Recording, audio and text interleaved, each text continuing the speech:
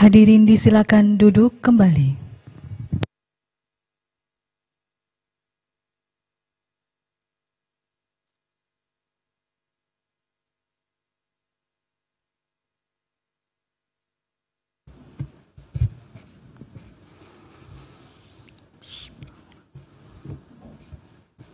Sidang dibuka dan dinyatakan terbuka untuk umum. Assalamualaikum warahmatullahi wabarakatuh. Selamat siang, salam sejahtera untuk kita semua. Siang ini sidang lanjutan untuk perkara 54 tahun 2023 dengan agenda mendengar keterangan ahli dari DPR 2 orang dan saksi juga 2 orang. Ahli yang pertama Prof. I. Gede Panca Astawa, kedua Profesor Satya Arinanto, kemudian saksi Pak Julfian Safrian, PhD, dan Raden Pardede. Untuk saksi dan ahli dipersilakan ke depan untuk diambil sumpah terlebih dahulu.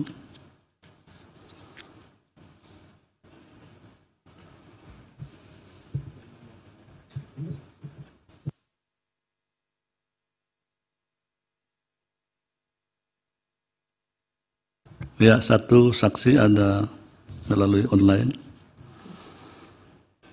Untuk yang beragama Hindu, Prof. Gede Panca Astawa dipersilakan, mohon bantuan untuk menuntun Yang Mulia Pak Manahan. Kemudian yang beragama Islam untuk ahli Prof. Satya Arinanto, mohon Yang Mulia Pak Wahid, termasuk untuk saksi Pak Julfian dan Pak Raden Pardede juga mohon Yang Mulia Pak Manahan untuk menuntun. Dipersilakan terlebih dahulu Pak Manahan. Koordinasi tadi sudah dengan Mulia Pak Daniel. Oh, Pak Daniel, silakan. Ya, baik, Yang Mulia Pak Ketua, ahli Prof. Dr. I. Gede Panca Astawa, ikuti lafal sumpah yang saya tuntun ya. Om Atta Parama Wisesa, saya bersumpah sebagai ahli akan memberikan keterangan yang sebenarnya sesuai dengan keahlian saya. Om Santi Santi Santi Om. Baik, terima kasih. Saya kembalikan pada Yang Mulia Pak Ketua. Ya, baik, terima kasih Yang Mulia. Untuk ahli yang beragama Islam, mohon Yang Mulia Pak Wahid. Baik, terima kasih Yang Mulia Ketua. Untuk ahli Presiden Prof. Dr. Satya Arinanto SH MH, ikuti lapas yang saya tuntunkan. Bismillahirrahmanirrahim. Demi Allah, saya bersumpah sebagai ahli akan memberikan keterangan yang sebenarnya sesuai dengan keahlian saya. Saya kembalikan ke... Ya, sekaligus Yang Mulia untuk saksi Pak Julfian Safrian. Online. Online.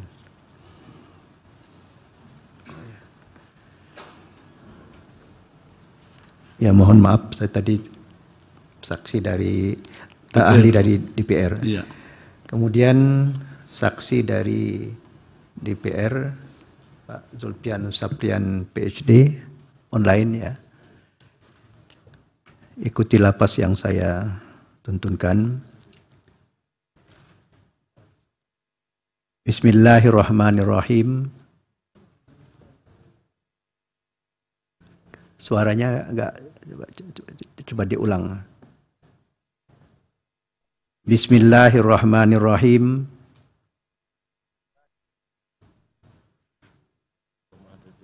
Ya, belum ada suaranya ya. Kedengaran.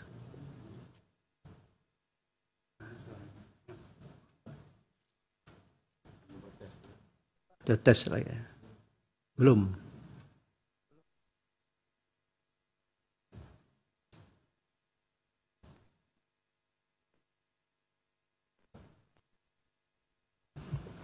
Ya, belum ada suaranya. Belum ada Pak ya? Mohon maaf Pak. Ya, sudah ada. Cek. Ya, sudah. Ya, silakan. Baik, kita ulangi lagi. Bismillahirrahmanirrahim. Bismillahirrahmanirrahim. Demi Allah, Ya Allah, saya bersumpah sebagai saksi saya bersumpah sebagai saksi akan memberikan keterangan yang sebenarnya, akan memberikan keterangan yang sebenarnya, tidak lain dari yang sebenarnya. tidak lain dari yang sebenarnya. Ya, saya kembalikan kepada yang mulia ketua. Ya, terima kasih yang mulia. Ya, terakhir untuk Pak Raden, Pak Dede, mohon yang mulia Pak Manahat untuk menuntun. Baik, terima kasih yang mulia Pak Ketua. Kepada saksi DPR, Dr. Insinyur Raden Pardede, tangan kiri di atas Alkitab, tangan kanan dengan 2 jari, mengikuti lafaz janji yang saya tuntunkan. Kita mulai. Saya berjanji sebagai saksi akan memberikan keterangan yang sebenarnya, tidak lain dari yang sebenarnya. Semoga Tuhan menolong saya. Terima kasih. Saya kembalikan kepada yang mulia Pak Ketua. Ya, terima kasih yang mulia. Dipersilakan untuk kembali ke tempat.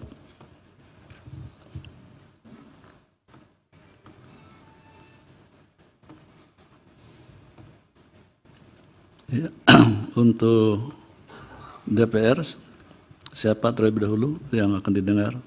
Prof. Gede Pancastawan atau Prof. Satya Arinanto? Terima kasih yang mulia. Untuk yang pertama mungkin Profesor Gede Panca. Ya. Terima kasih. Baik, terima kasih. Silakan Prof. Pancastawan untuk di podium. Ya. Ya, waktu sekitar 10 menit.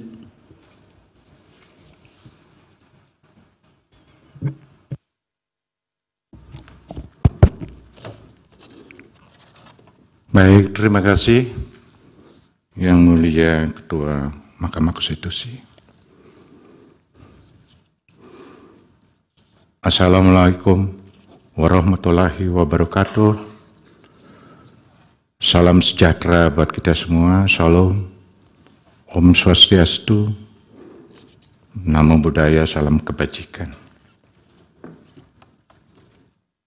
Izinkan saya menyampaikan keterangan atau pendapat saya secara tertulis. Saya langsung sampaikan di sini. Ketua dan anggota Majelis Hakim Mahkamah Konstitusi yang saya muliakan, dalam kapasitas saya sebagai ahli yang dihadirkan oleh yang terhormat Dewan Perwakilan Rakyat Republik Indonesia dalam perkara aku, maka sebelum saya menyampaikan keterangan ataupun pandangan sebagai ahli, izinkan saya terlebih dahulu menyampaikan hal-hal sebagai berikut. 1. Bahwa sebelum saya hadir hari ini di hadapan Yang Mulia Majelis Hakim, pada tanggal 17 Juli 2023, Dewan Perwakilan Rakyat Republik Indonesia telah menyampaikan keterangan dan keterangan tambahan yang secara substansial berisi jawaban atas pokok-pokok permohonan yang diajukan oleh para pemohon, termasuk juga jawaban atas pertanyaan yang diajukan oleh Yang Mulia Hakim Konstitusi, dalam ini adalah Yang Mulia Dr. Daniel Yusmik. 2. Untuk menghindari duplikasi, maka saya tidak akan mengulangi hal-hal yang substansial yang sudah disampaikan oleh DPR RI, kecuali ada hal-hal yang mendasar yang perlu saya sampaikan sebagai penguatan ataupun penegasan dari keterangan DPR RI. Dan yang ketiga, walaupun saya dihadirkan sebagai ahli dari pihak DPR RI, namun saya akan menyampaikan keterangan ataupun pendapat saya secara objektif dalam perspektif hukum tata negara dan hukum administrasi negara. Atas dasar itu, dengan merujuk, membaca dan menelaah dengan seksama pokok-pokok permohonan yang diajukan oleh para pemohon, berikut dengan berbagai argumentasi yang menyertai dan mendukungnya, saya berpendapat bahwa para pemohon di dalam mengkritisi peraturan pemerintah pengganti Undang-Undang Nomor 2 Tahun 2022, khususnya frasa hal ihwal kegentingan yang memaksa dalam ketentuan pasal 22 ayat 1 Undang-Undang Dasar 1945 dan frasa dalam persidangan yang berikut dalam ketentuan pasal 22 ayat 2 Undang-Undang Dasar 1945 menggunakan kacamata ataupun perspektif normal terhadap hal-hal yang sejatinya tidak normal. Untuk itu, guna meletakkan persoalannya secara proporsional, sekaligus meluruskan perspektif yang demikian itu, maka izinkan saya menyampaikan pendapat dengan dasar pemikiran sebagai berikut. Yang mulia Majelis Hakim yang saya hormati, Undang-Undang Dasar sebagai dasar penyelenggaraan negara berfungsi mengatur dan atau menentukan pokok-pokok atau dasar-dasar ketatanegaraan suatu negara, termasuk di dalamnya mengatur mengatur cara-cara menjalankan kekuasaan negara. Pengaturan mengenai cara-cara menjalankan kekuasaan negara itu dapat dibedakan dalam keadaan biasa atau normal dan keadaan tidak biasa atau tidak normal. Sehubungan dengan itu, di negara manapun dalam ketatanegaraan model apapun, apabila terjadi keadaan yang tidak normal, selalu dimungkinkan adanya hak penguasa. Kalau dalam perspektif hukum administrasi negara disebut sebagai administrasi negara atau pejabat pemerintah. Untuk apa? Untuk mengambil ataupun melakukan tindakan khusus yang menyimpang dari cara bertindak dalam keadaan biasa, akan tetapi tetap konstitusional. Dalam Undang-Undang Dasar 1945, hal seperti itu sudah diantisipasi kemungkinan terjadinya keadaan yang tidak normal, yang diakomodir dalam ketentuan pasal 12 dan pasal 22 dengan karakter keadaan tidak normal secara berbeda. Pasal 12 menyebut keadaan bahaya, sedangkan pasal 22 menyebut dengan hal ihwal kegentingan yang memaksa, yang dalam praktek dimaknai dengan keadaan mendesak atau urgent sebagai keadaan yang tidak normal. Baik pasal 22 maupun pasal 22, baik pasal 12 maupun pasal 22 Undang-Undang Dasar 1945, keduanya merupakan ketentuan yang dimaksudkan untuk mengantisipasi keadaan yang tidak normal.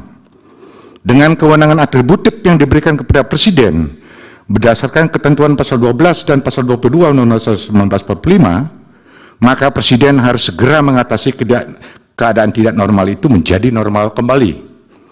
Hanya bedanya ketentuan pasal 12 secara tegas menyebut bahwa wewenang untuk menyatakan keadaan bahaya itu terletak di tangan Presiden dengan syarat-syarat dan akibat dari keadaan bahaya itu sudah terlebih dahulu ditetapkan dengan undang-undang, sebagaimana dijumpai dalam Undang-Undang Nomor 23 Tahun 1959 tentang keadaan bahaya, yang kemudian diubah dengan Undang-Undang 52 Tahun 1960.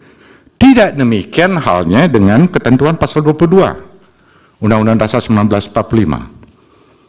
Ketentuan AKO memang memberikan kewenangan atributif kepada Presiden untuk menerbitkan atau menetapkan perpu dalam hal ihwal kegentingan yang memaksa. Penentuan suatu keadaan dikategorikan sebagai hal ihwal kegentingan yang memaksa sepenuhnya ada pada Presiden yang menjadi dasar dan alasan baginya untuk menerbitkan Perpu.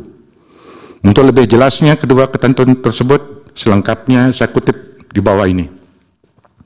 Pasal 12, Undang-Undang Dasar 1945 menyebutkan, Presiden menyatakan keadaan bahaya.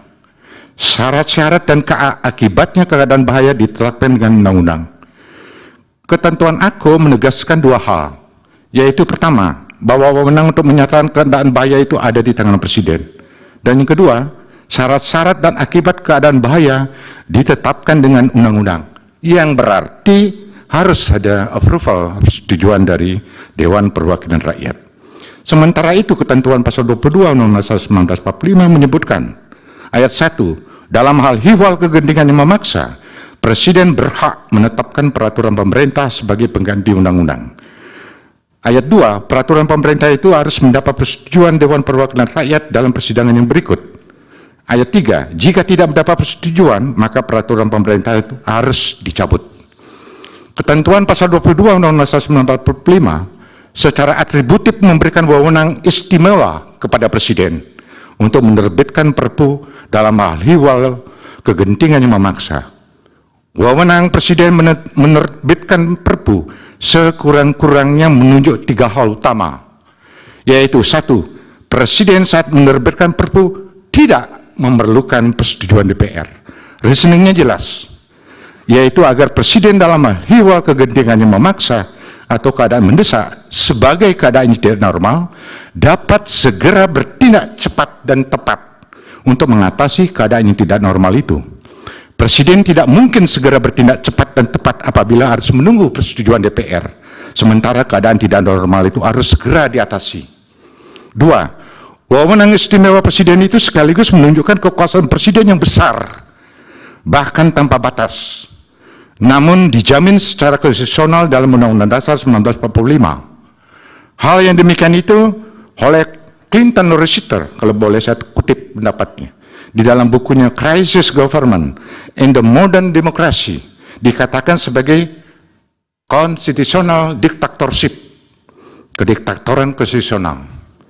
3, wewenang istimewa Presiden semakin nampak nyata di dalam kebebasannya mempertimbangkan, memilih, menilai, dan atau memperkirakan hal ihwal kegentingannya memaksa sebagai keadaan yang tidak normal itu sepenuhnya menjadi hak Presiden yang bersifat subjektif. Karena bersifat subjektif, maka kekhawatiran akan adanya potensi yang menyimpang dari dasar-dasar negara konstitusional dan negara hukum saat Presiden menerbitkan Perpu dengan alasan adanya hal ihwal kegentingan memaksa atau keadaan tidak normal menjadi sesuatu yang tidak dapat dihindari. Artinya, wewenang semacam ini lazim diadakan sebagai sesuatu yang buruk tetapi tidak dapat dihindari, necessary evil. Sungguh pun begitu, kekhawatiran semacam ini tidak boleh dibiarkan berlarut dan tidak boleh terjadi dalam sebuah negara demokrasi seperti halnya Indonesia. Itulah sebabnya Perpu yang diterbitkan Presiden itu harus mendapat persetujuan DPR dalam persidangan berikut. Jika tidak mendapat persetujuan, maka Perpu itu harus dicabut. PD pasal 22, ayat 2 dan ayat 3 Undang-Undang Dasar 1945. Dalam hal ini, fungsi controlling DPR dalam bentuk political review ataupun legislative review menjadi sangat berarti untuk menghentikan potensi terjadinya penyimpangan dilakukan oleh Presiden di balik penertiban Perpu dengan menolak memberikan persetujuan terhadap Perpu yang diterbitkan oleh DPR. Sebaliknya, jika tidak ada potensi penyimpangan, maka DPR dapat memberikan persetujuan terhadap Perpu menjadi undang-undang.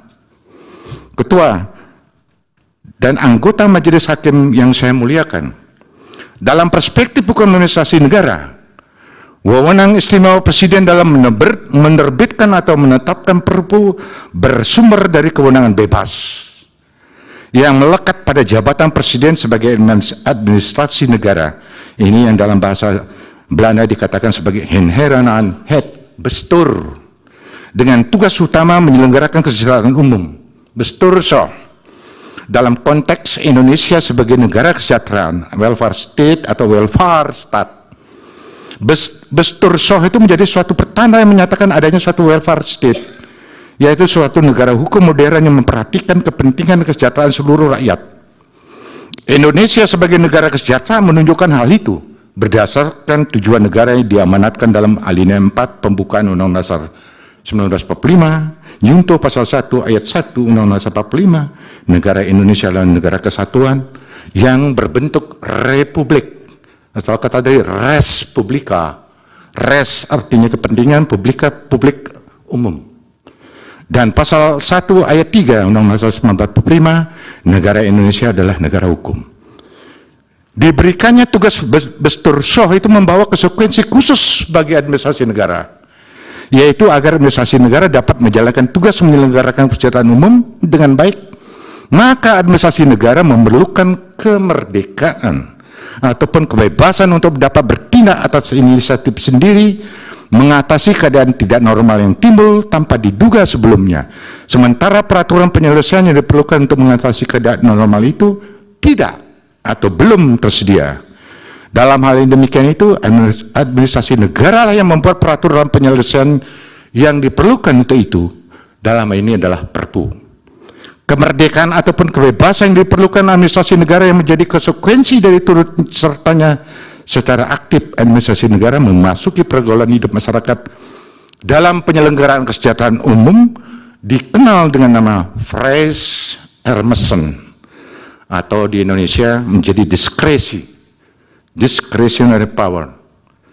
Secara etimologis, Fresh Hermessen berasal dari kata frei yang artinya bebas, lepas, tidak terikat atau merdeka. Sedangkan Hermessen berarti mempertimbangkan, menilai, menduga, dan memperkirakan. Sehingga Fresh Hermessen berarti orang yang memiliki kebebasan untuk menilai, menduga, dan mempertimbangkan sesuatu.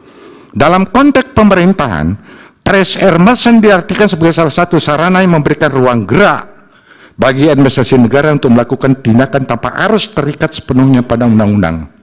Dengan perkataan lain, Fresh Hermessen merupakan kebebasan yang diberikan kepada administrasi negara dalam rangka penyelenggaraan pemerintahan sejalan dengan meningkatnya tuntutan pelayanan publik yang harus diberikan administrasi negara terhadap kehidupan sosial ekonomi warga negaranya yang kian kompleks. Nama atau sebutan lain dari Fresh Hermessen adalah diskresi, discretionary power, yang secara etimologis berarti pertimbangan, khususnya pertimbangan yang baik. Selain itu, diskresi juga mengandung arti memilih, choice, di antara dua atau lebih pilihan. Pertimbangan apa yang akan diberikan, dan pilihan apa yang akan diambil, serta cara apa yang akan digunakan oleh administrasi negara untuk melaksanakan kekuasaan dalam rangka mencapai tujuan tertentu, sama sekali tidak ditentukan oleh pembentuk undang-undang, whatever. Dan oleh karena itu, diskresi dikategorikan sebagai kewenangan bebas, Freibevoegheid. Kewenangan bebas ini pada gilirannya melahirkan kebebasan mengambil kebijakan, Beleidsvrijheid, dan kebebasan memberikan pertimbangan, Beoordelingsvrijheid. Dalam konteks pasal 22 Undang-Undang Dasar 1945, wewenang istimewa Presiden bersumber dari kewenangan bebas yang melahirkan kebebasan mengambil kebijakan atas inisiatifnya sendiri, membuat peraturan yang disebut dengan Perpu, dan kebebasan memberikan pertimbangan terhadap hal ihwal kegentingan yang memaksa sebagai keadaan tidak normal. Jadi, di dalam memaknai hal ihwal kegentingan yang memaksa keadaan tidak normal yang menjadi dasar alasan Presiden menerbitkan Perpu, haruslah dikembalikan sepenuhnya kepada kebebasan Presiden di dalam memberikan pertimbangan atau mempertimbangkan, memilih, menilai, menduga, bahkan memperkirakan hal-hal yang dikategorikan sebagai hal ihwal kegentingan yang memaksa atau keadaan tidak normal. Atas dasar pemikiran itu, sangat tepat dan beralasan Presiden memberikan pertimbangan-pertimbangan sebagaimana yang dituangkan ke dalam kesederhan menimbang Perpu nomor 2 tahun 2002 tentang Cipta Kerja. Dengan demikian, Perpu nomor 2 tentang Cipta Kerja adalah wujud nyata atau contoh diskresi Presiden sebagai administrasi negara.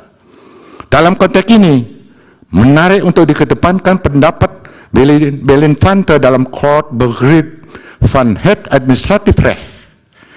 Mohon izin yang mulia kalau saya boleh kutip nih, yang menyatakan bahwa de rechter mag niet op de steun van de administratie gaan zitten. De zin hegen verantwoordelijkheid drag. Yang artinya hakim tidak boleh duduk di atas kursi administrasi yang memikul tanggung jawabnya sendiri. Hal itu telah lama menjadi ungkapan tetap dalam literatur hukum administrasi negara. Dengan ungkapan itu dinyatakan bahwa hakim ketika dia memberikan pertimbangan terhadap kebijakan administrasi negara yang diajukan kepadanya, haruslah menghormati kebijakan administrasi negara. Hakim tidak boleh menilai lagi pertimbangan kepentingan kekuasaan administrasi negara. Satu-satunya yang menjadi acuan sekaligus koridor bagi administrasi negara dalam mengambil kebijakan berdasarkan diskresi adalah asas-asas umum pemerintahan yang baik. General Principle of Good Administration atau Algemeen Beginselen van het Behoorlijk Bestuur. Dalam hubungannya dengan perintah norma ketentuan pasal 22 ayat 2 Undang-Undang 1945 yang menyebutkan peraturan pemerintah itu harus mendapatkan persetujuan Dewan Perwakilan Rakyat dalam persidangan berikut, tidak dapat dimaknai bahwa DPR itu pasif, sekedar bertindak sebagai rubber stamp. DPR dapat menolak dan sebaliknya menyetujui. Satu dan lain hal tergantung dari alasan-alasan yang menyertainya. Dalam hal ini paling tidak ada dua hal esensial yang terkandung dalam ketentuan aku, yaitu pertama, momentum review. Penolakan ataupun persetujuan terhadap perpu yang diajukan dalam persidangan berikut menjadi momentum bagi DPR melaksanakan fungsi pengawasan dalam bentuk political review atau legislative review.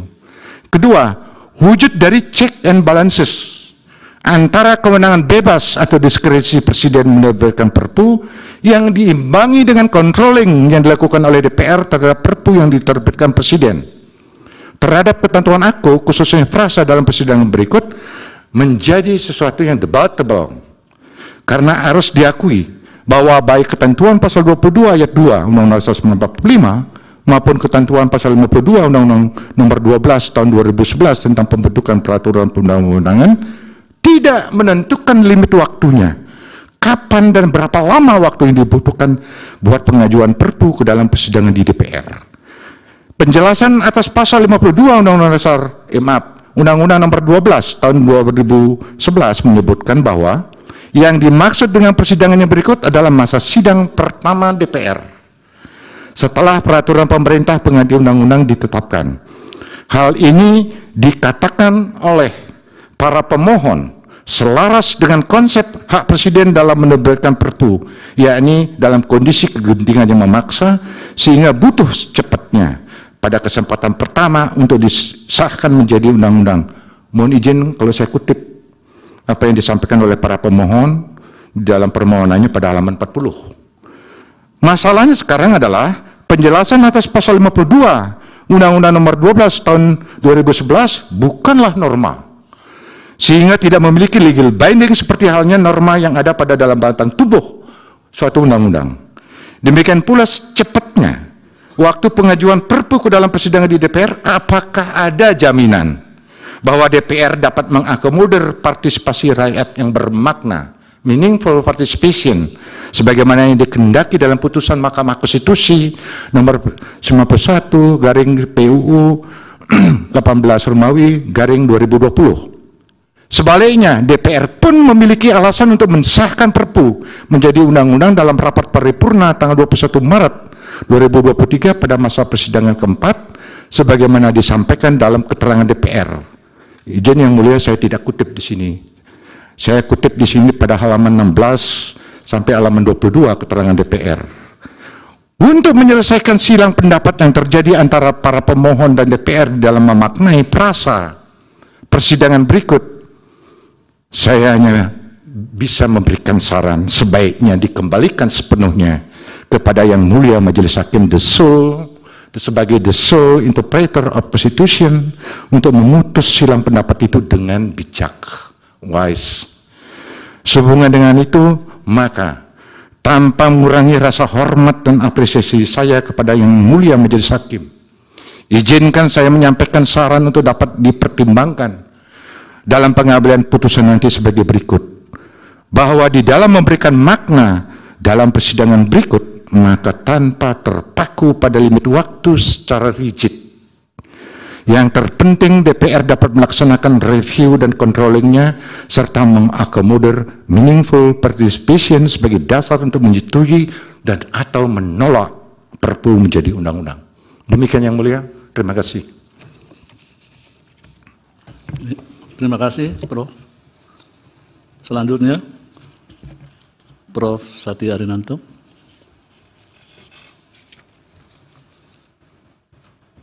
Ya, waktu sekitar 10 menit.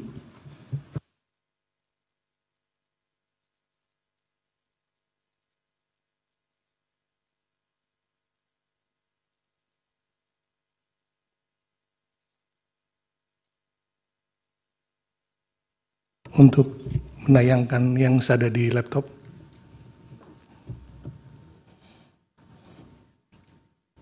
Baik. Terima kasih Yang Mulia Ketua, Wakil Ketua, dan para Hakim Mahkamah Konstitusi. Juga yang saya hormati para pemohon, termohon, dan berbagai pihak lain yang hadir dalam persidangan Pleno MK pada hari ini. Assalamualaikum warahmatullahi wabarakatuh. Shalom, Om Swastiastu, Namo Buddhaya, salam kebajikan dan rahayu. Sehubungan dengan penyelenggaraan sidang pleno perkara nomor 54 ini, maka perkenankanlah saya menyampaikan keterangan sebagai ahli yang juga saya sertakan keterangan tertulis sebagai berikut. Jadi diawali kita tahu bahwa dari pemberlakuan Perpu nomor 2 tahun 2022 tentang Cipta Kerja atau yang disebut Perpu Ciptaker, ya, pada waktu itu sudah beredar pro dan kontra di masyarakat. Salah satunya yang disoroti adalah mengenai frasa kegentingan yang memaksa dalam pasal 22. Yang harus kita sadari bahwa pasal 22 ini merupakan salah satu pasal yang masih asli, yang tidak ikut mengalami perubahan dalam proses perubahan UUD 45 pada era reformasi dari tahun 99 sampai 2002. Di sini kita sudah tahu rumusannya, saya akan lompati saja. Untuk tidak menimbulkan yang silakan Prof. Gede tadi tumbang tindih, maka saya juga akan meninjau dari sisi yang lain, yaitu dari beberapa teori, konsep, dan model dari hukum tata negara darurat. Pertama, saya mengutip pendapat almarhum Profesor Herman Siombing yang menyatakan bahwa kajian mengenai HTN darurat atau state of emergency itu merupakan hal penting bagi semua negara. Karena pertama, setiap negara itu berpotensi menghadapi perang, invasi, terorisme, bencana alam, pandemi, dan berbagai situasi kedaruratan lainnya. Kedua, berdasarkan potensi kedaruratan tersebut, setiap negara perlu memiliki kesiagaan peraturan perundang-undangan untuk melegitimasi keberlakuan hukum tata negara dalam kondisi krisis. Negara demokratis harus senantiasa mengupayakan agar formulasi perundang-undangan dalam kondisi krisis ini tetap memprioritaskan konstitusionalisme dan hak-hak rakyat. Kewenangan dalam bidang state of emergency ini dimiliki oleh hampir semua negara demokratis dalam konstitusinya. Sejumlah ketentuan tersebut bahkan memberikan kebolehan bagi pemerintah untuk menunda sementara hak-hak warga negara selama masa darurat berlangsung. Di samping itu juga ada pengaturan dalam konstitusi yang memberikan ruang untuk membangun pendekatan checks and balances yang berbeda dengan kondisi normal. Tadi sudah disoroti oleh Profesor Gede. Mohon izin saya menyampaikan beberapa teori HTN darurat yang sejauh saya ketahui. Pertama tadi teori Carl Smith, ya, state of exception. Kemudian ada constitutional dictatorship dari Clinton Rossiter. Kemudian ada The Executive Unbound dari Eric Posner dan Ardian Vermeulen. Dan kemudian ada teori Structure of Emergency Power dari John Verjon dan Pascual Pasquino. Di sini saya mencoba untuk memberikan highlight pokok-pokok dari teori itu. Pertama, dalam teori state of exception, ini merupakan teori yang paling sering dirujuk sebenarnya dalam realitanya. Ada dua pendekatan, yang pertama itu the sovereign dan the exception. Yang dimaksud sovereign adalah he who decides on the exception, gitu. Jadi adalah orang itu yang memutuskan mengenai pengecualian. The exception tidak hanya berupa praktek pernyataan perang, pengepungan dan keadaan darurat saja. Tidak semua pengecualian dapat dituliskan dalam norma atau aturan. Pada kenyataannya, penerapan kedaulatan di berbagai negara lebih sering ditentukan oleh pemegang kedaulatan. Ini inti-inti dari teori yang dimuatkan oleh Carl Schmitt. Kemudian yang kedua, tadi disinggung juga Clinton Rossiter oleh Profesor Gede, yaitu teori constitutional dictatorship. Jadi menurut Rossiter ada 3 bentuk pemerintahan modern yang dihasilkan dari suatu rezim darurat. Pertama, mungkin dia kediktatoran eksekutif atau di executive dictatorship, bisa juga kediktatoran legislatif, dan bisa juga pemerintahan perang atau disilakan the war government. Jadi 3 bentuk pemerintahan dalam kondisi kritis ini dianggap mirip dan dapat terjadi di hampir banyak negara yang menganut demokrasi konstitusional. Dalam teorinya, Rossiter antara lain mengemukakan bahwa kediktatoran eksekutif itu dibatasi oleh 11 kondisi atau batasan yang pada intinya mengarahkan agar setelah krisis terlampaui harus ada upaya pengembalian kondisi pemerintahan dan politik pada keadaan semula. Namun Rossiter memberikan catatan bahwa mungkin saja karena kondisi pemerintahan itu tidak akan benar-benar sama seperti kondisi sebelum krisis terjadi. Beberapa penyesuaian mungkin terjadi, namun upaya-upaya untuk mengembalikan kekuasaan pada lembaga negara hasil demokrasi menjadi penting untuk dilakukan. Selanjutnya yang teori di Executive Unbound, ini menekankan pentingnya checks and balances di antara 3 cabang pemerintahan, terutama dalam kondisi darurat. Dalam keadaan darurat, eksekutif hampir-hampir tidak terikat pada pedoman atau batasan. Hal ini dikarenakan peran legislatif yang lemah dan peran yudisial yang memiliki sejumlah keterbatasan. Pihak legislatif cenderung terlambat dalam respon krisis. Sementara saat krisis berlangsung, pihak legislatif justru tidak memiliki kapasitas untuk mengelolanya. Pada akhirnya pihak eksekutif akan menjadi penentu sebagian besar kebijakan dalam mengelola keadaan darurat, khususnya saat suatu krisis sudah terlanjur terjadi. Ya, di Amerika Serikat ini dalam prakteknya kondisi ini kerap diperparah dengan ketidakmampuan struktural Kongres untuk membatasi respon eksekutif dalam kondisi darurat.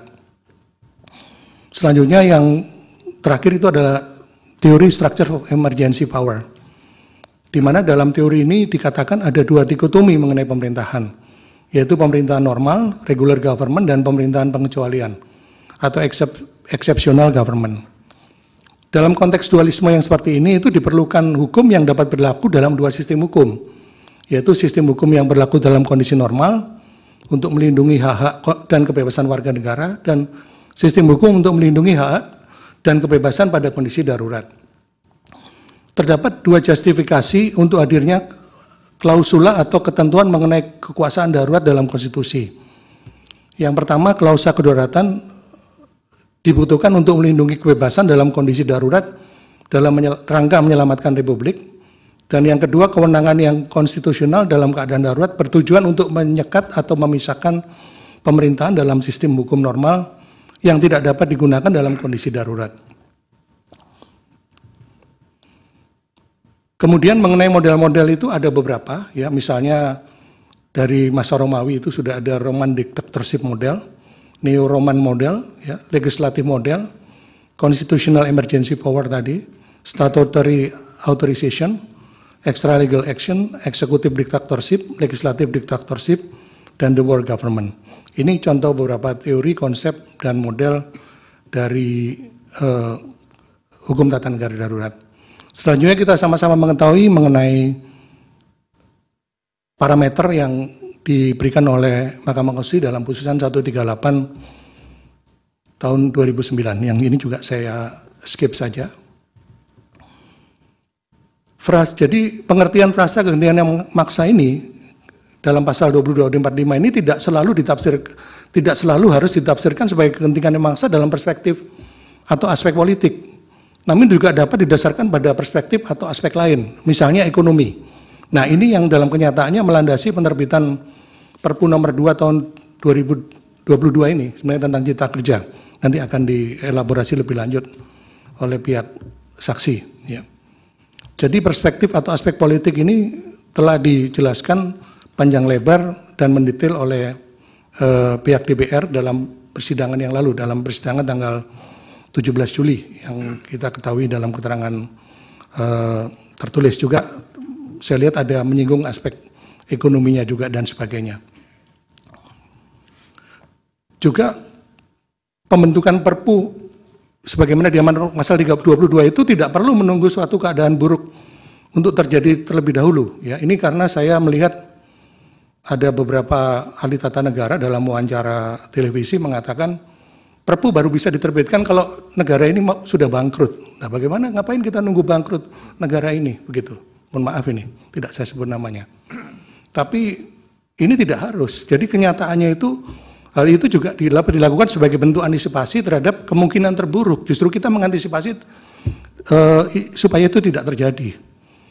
Jadi misalnya Perpu AKUO itu justru bertujuan untuk mengantisipasi dampak ketidakpastian ekonomi global yang akan berpotensi pada perekonomian nasional. Sebagai perspektif perbandingan ini, tahun 2019 itu pemerintah Irlandia merancang pengaturan yang dinamakan Consequential Provision Bill 2019 ya, for the withdrawal of the United Kingdom without a deal. Ini adalah bentuknya omnibus bill atau omnibus law. Ini dibuat untuk upaya antisipatif yang dilakukan oleh Irlandia apabila Inggris itu memutuskan untuk meninggalkan Uni Eropa tanpa kesepakatan. Waktu itu Inggris belum keluar dari Uni Eropa.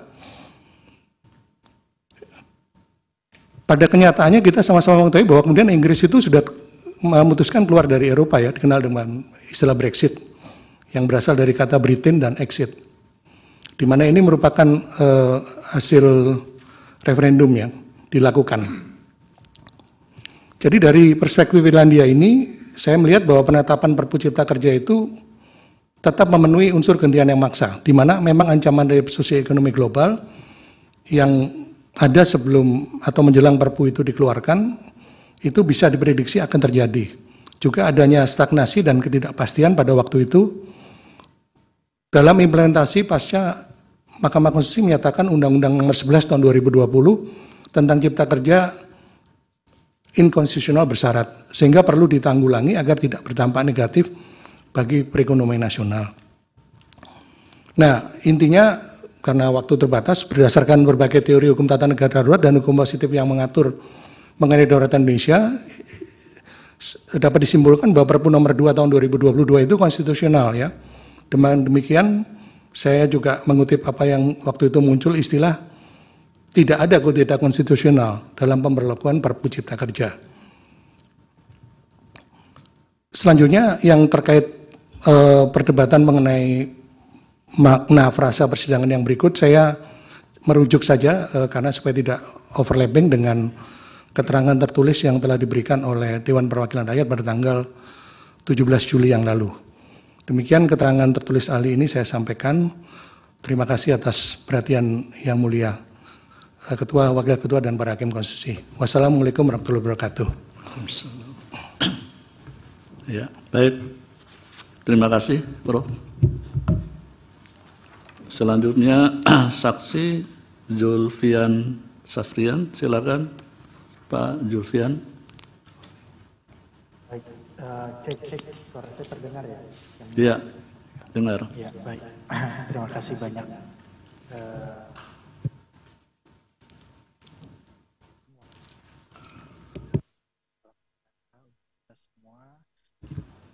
Loh, hilang lagi suaranya. Coba kembali seperti semula.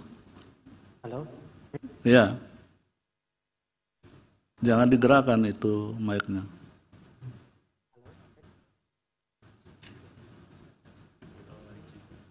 Ya, hilang lagi. Halo?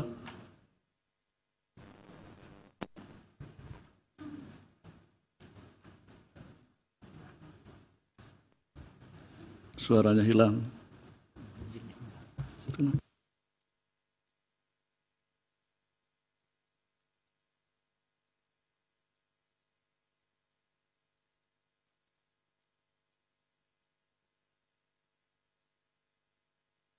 Ya, pakai laptop aja coba.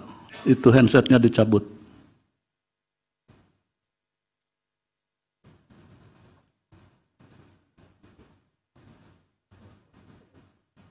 Ya, belum ada juga suaranya.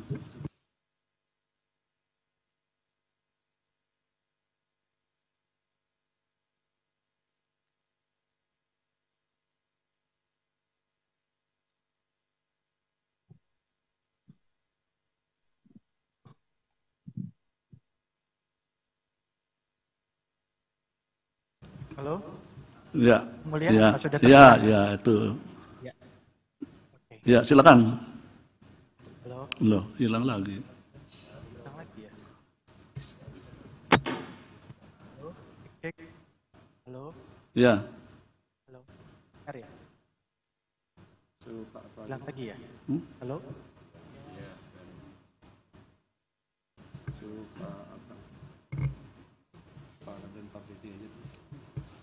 ya. Kalau begitu ganti dulu, nanti biar diperbaiki dulu audio sistemnya, Pak Julfian, Safrian nanti belakangan. Sekarang kita dengar Pak Raden dulu. Silakan Pak Raden Pardede. Iya, ini kenapa bisa dari sistem IT. Iya, diperbaiki.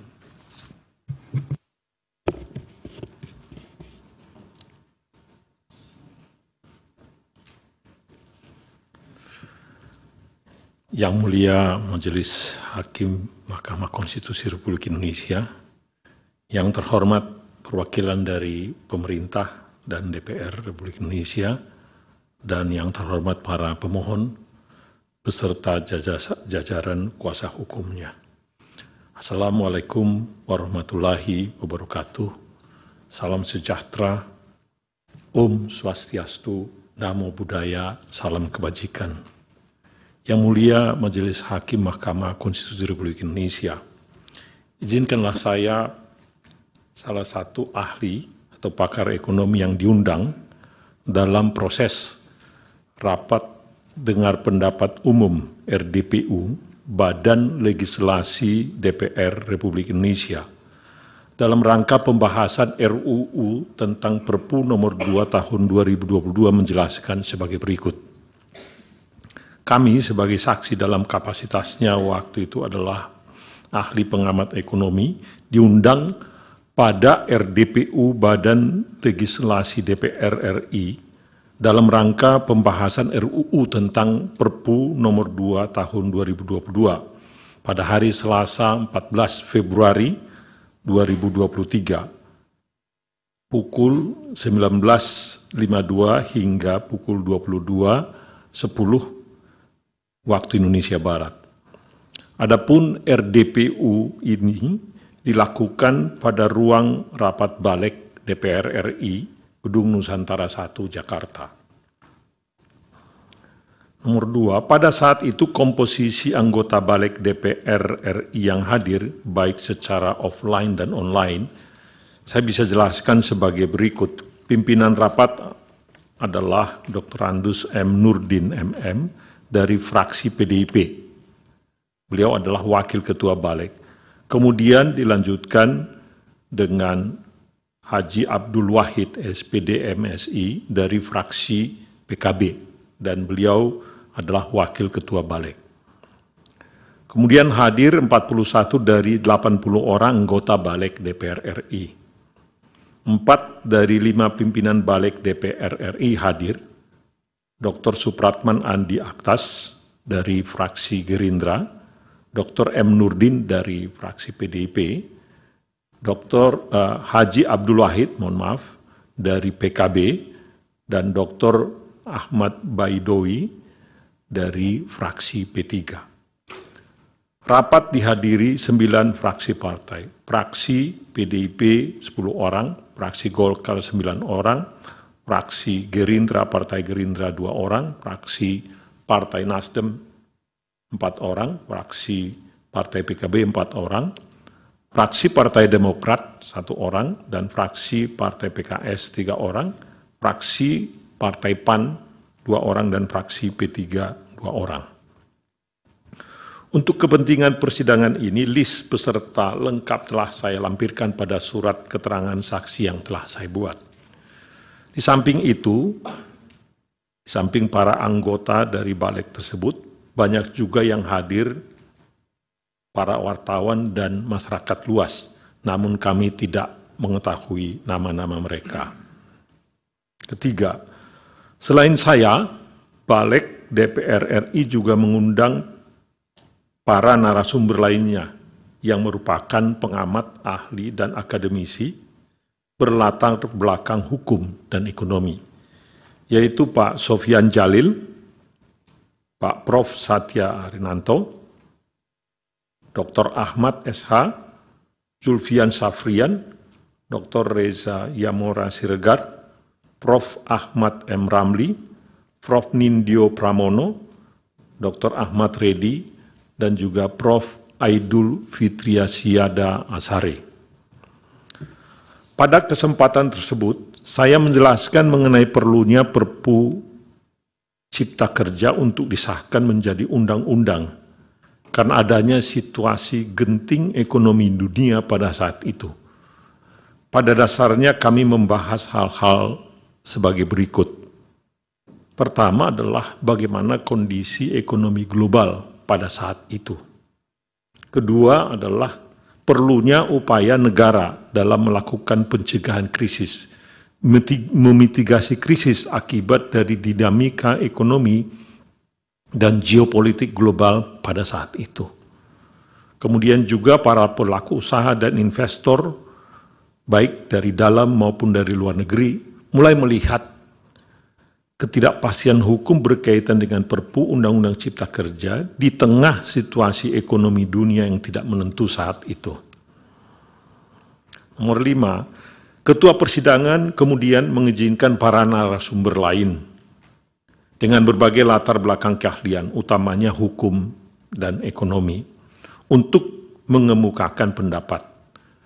Dari catatan saya, seluruh narasumber yang diundang sepakat dan saling melengkapi dari hasil studi serta kajian satu sama lainnya, di mana terdapat urgensi dari pengesahan Perpu Cipta Kerja bagi kepentingan ekonomi negara, yaitu menghindari dan memitigasi krisis akibat gejolak ekonomi global. Pengesahan undang-undang ini selanjutnya perlu diikuti dengan kelengkapan regulasi pendukung PP atau Perpres agar implementasi Undang-Undang Cipta Kerja dapat berjalan dengan efektif. Nomor 6, setelah seluruh narasumber berbicara, terjadi diskusi antara narasumber dengan anggota Dewan terkait topik-topik sebagai berikut. Utamanya adalah mengenai prinsip meaningful participations yang ditanyakan oleh Bapak Insinyur Andreas Edi Susatyo, fraksi Partai PDIP, dan Dr. Hinsa Panjaitan dari fraksi Partai Demokrat. Kemudian ditanggapi oleh Profesor Aidul Fitriasiada Asari dari sudut pandang ilmu hukum.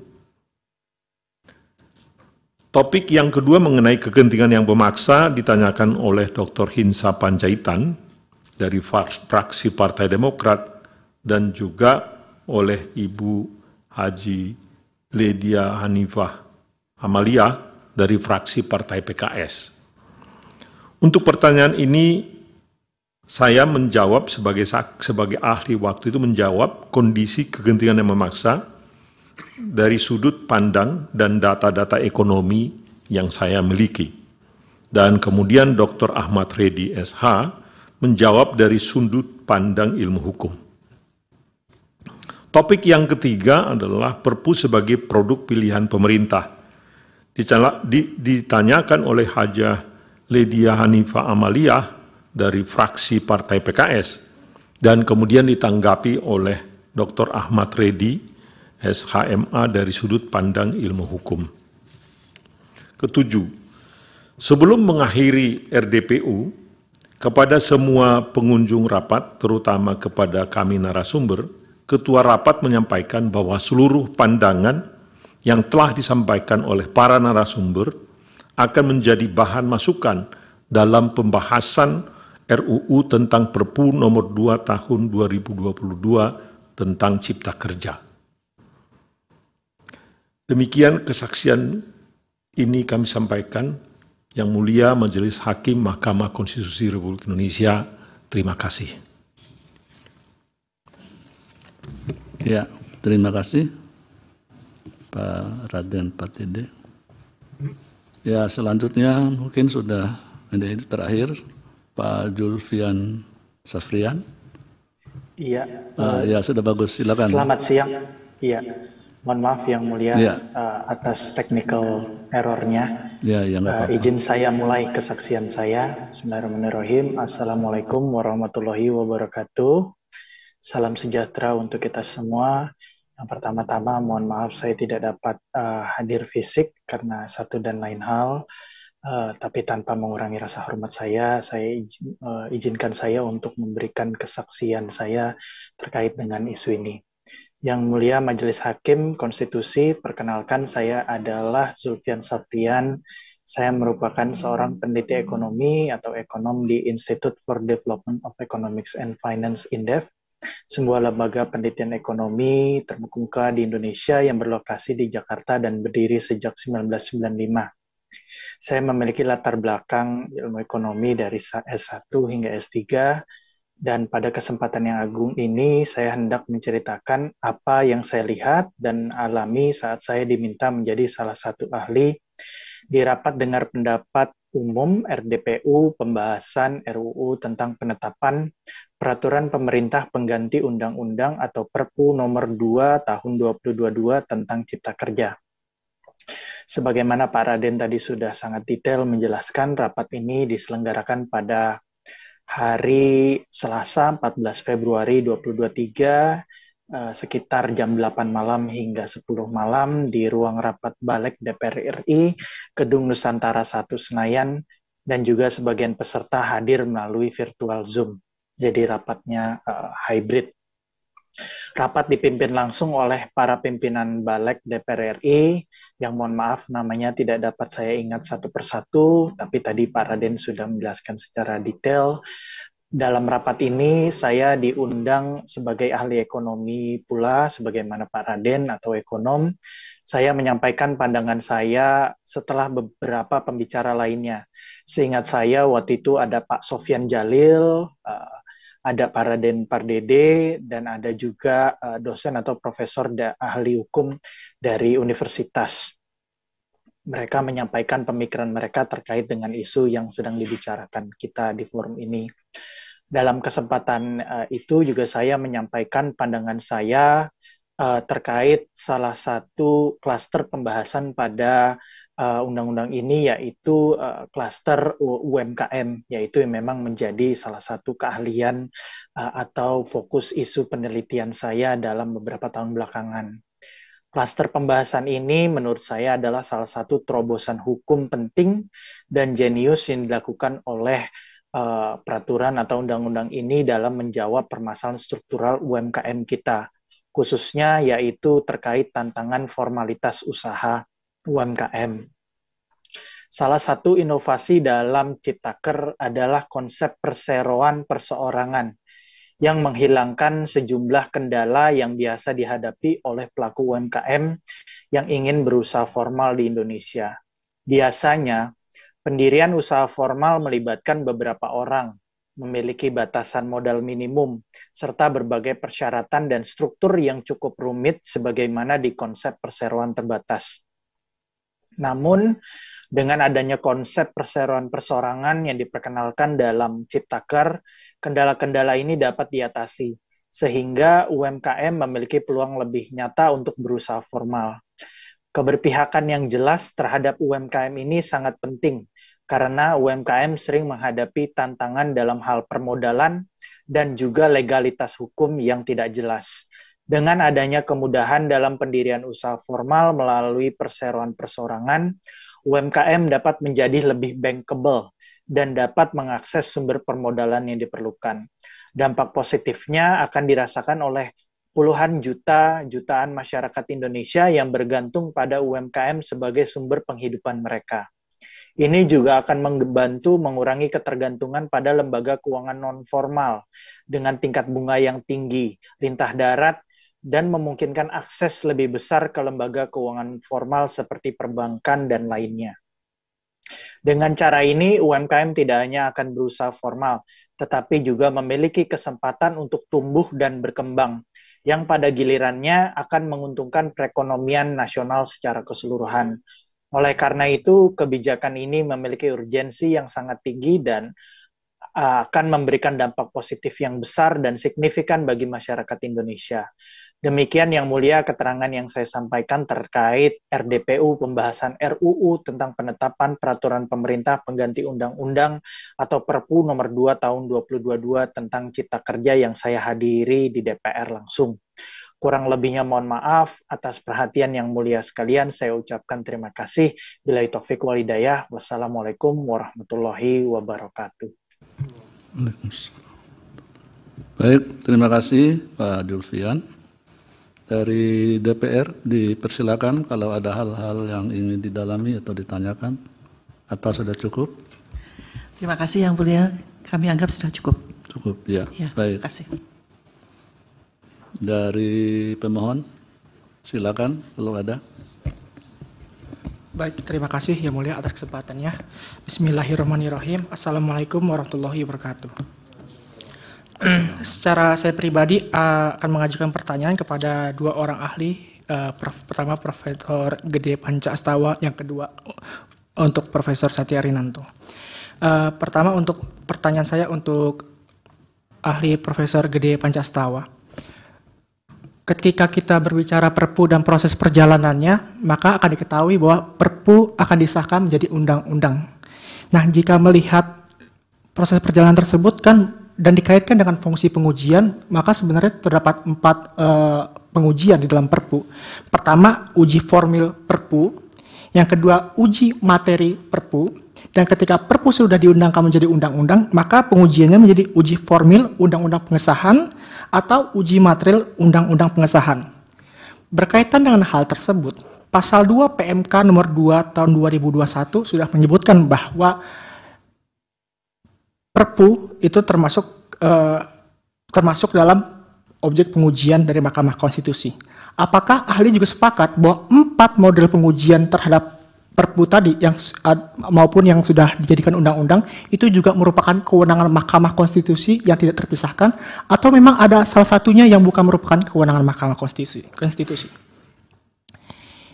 Yang kedua, masih untuk Profesor Gede Panca Astawa, disampaikan bahwa DPR sebenarnya memiliki fungsi review, dalam hal ini political review.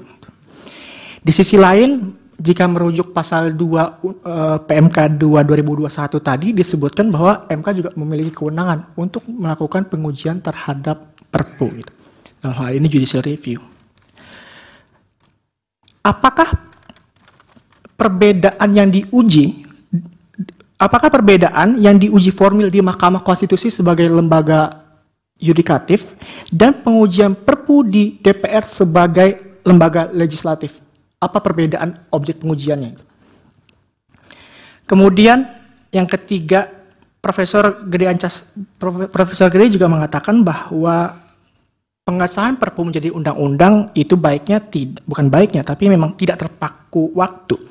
Sementara pemahaman kami dalam putusan Mahkamah Konstitusi nomor 43 tahun 2020 halaman 385 disebutkan bahwa, izin saya bacakan, bahwa terhadap fakta hukum tersebut menurut Mahkamah, frasa persidangan yang berikut dalam pasal 22 ayat 2 Undang-Undang Dasar 1945 haruslah dimaknai apabila Perpu itu diajukan pada masa reses, sehingga jika Perpu diajukan pada rentang waktu pelaksanaan masa sidang DPR sebagaimana diatur dalam Tatip DPR 2020, maka frasa persidangan yang berikut harus diartikan sebagai persidangan pengambilan keputusan oleh DPR seketika setelah Perpu ditetapkan oleh Presiden dan diajukan kepada DPR.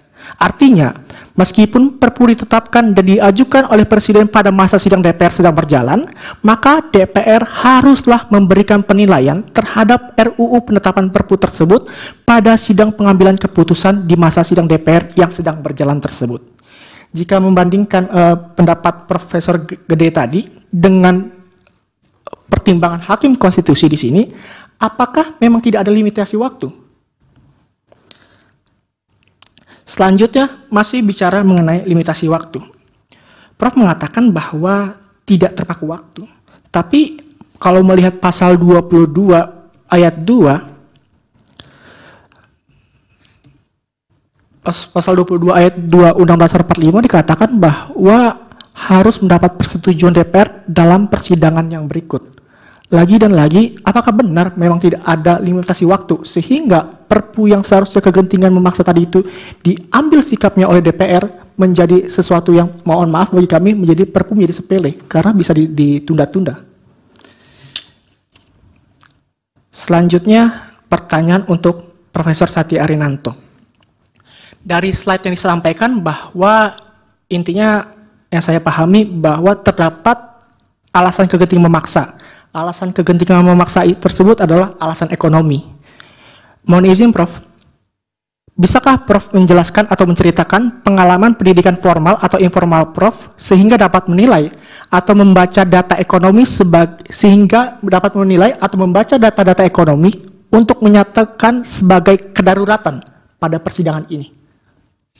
Demikian kalau dari saya. Terima kasih. Masih ada? Masih ada yang mulia. Ya, silakan.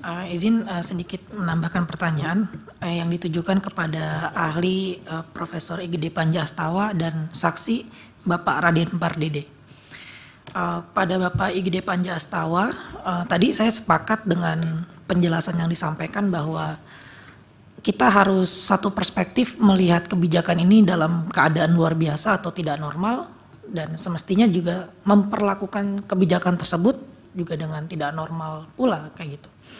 Jadi semacam ada suasana kebatinan di kita semua di seluruh negeri bahwa memang ada keadaan mendesak dan luar biasa sehingga membutuhkan tindakan cepat oleh pembentuk undang-undang untuk menerbitkan Perpu Cipta Kerja ini. Tapi dari penjelasan yang disampaikan oleh Profesor IGD Panja Astawa, saya tidak melihat demikian halnya terhadap Perpu Cipta Kerja yang mulia. Mengapa? Karena lagi-lagi kita harus tetap mengkaitkan ini dengan konteks putusan MK 91 tahun 2020.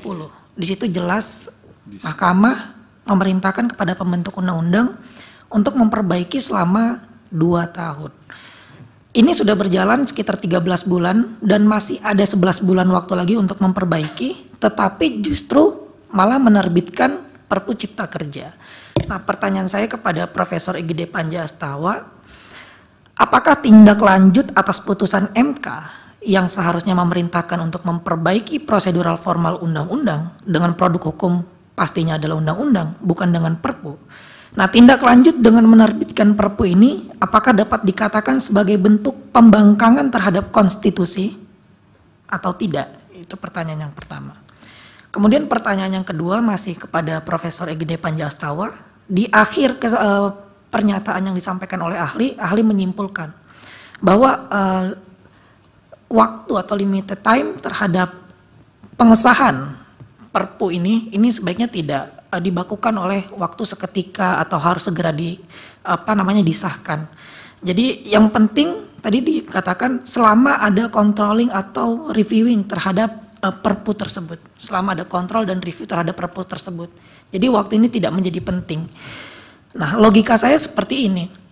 Ini pendapatnya seperti contradictio interminis, karena kalau misalnya Perpu itu dikatakan adalah produk hukum yang mengandung aspek ikhwal kegentingan memaksa, artinya di sana ada limited time, ada waktu yang harus segera terbatas. Karena kalaupun kita melakukan komparasi kepada beberapa negara yang juga kami uraikan yang mulia dalam permohonan, di beberapa negara itu ada keterbatasan waktu terhadap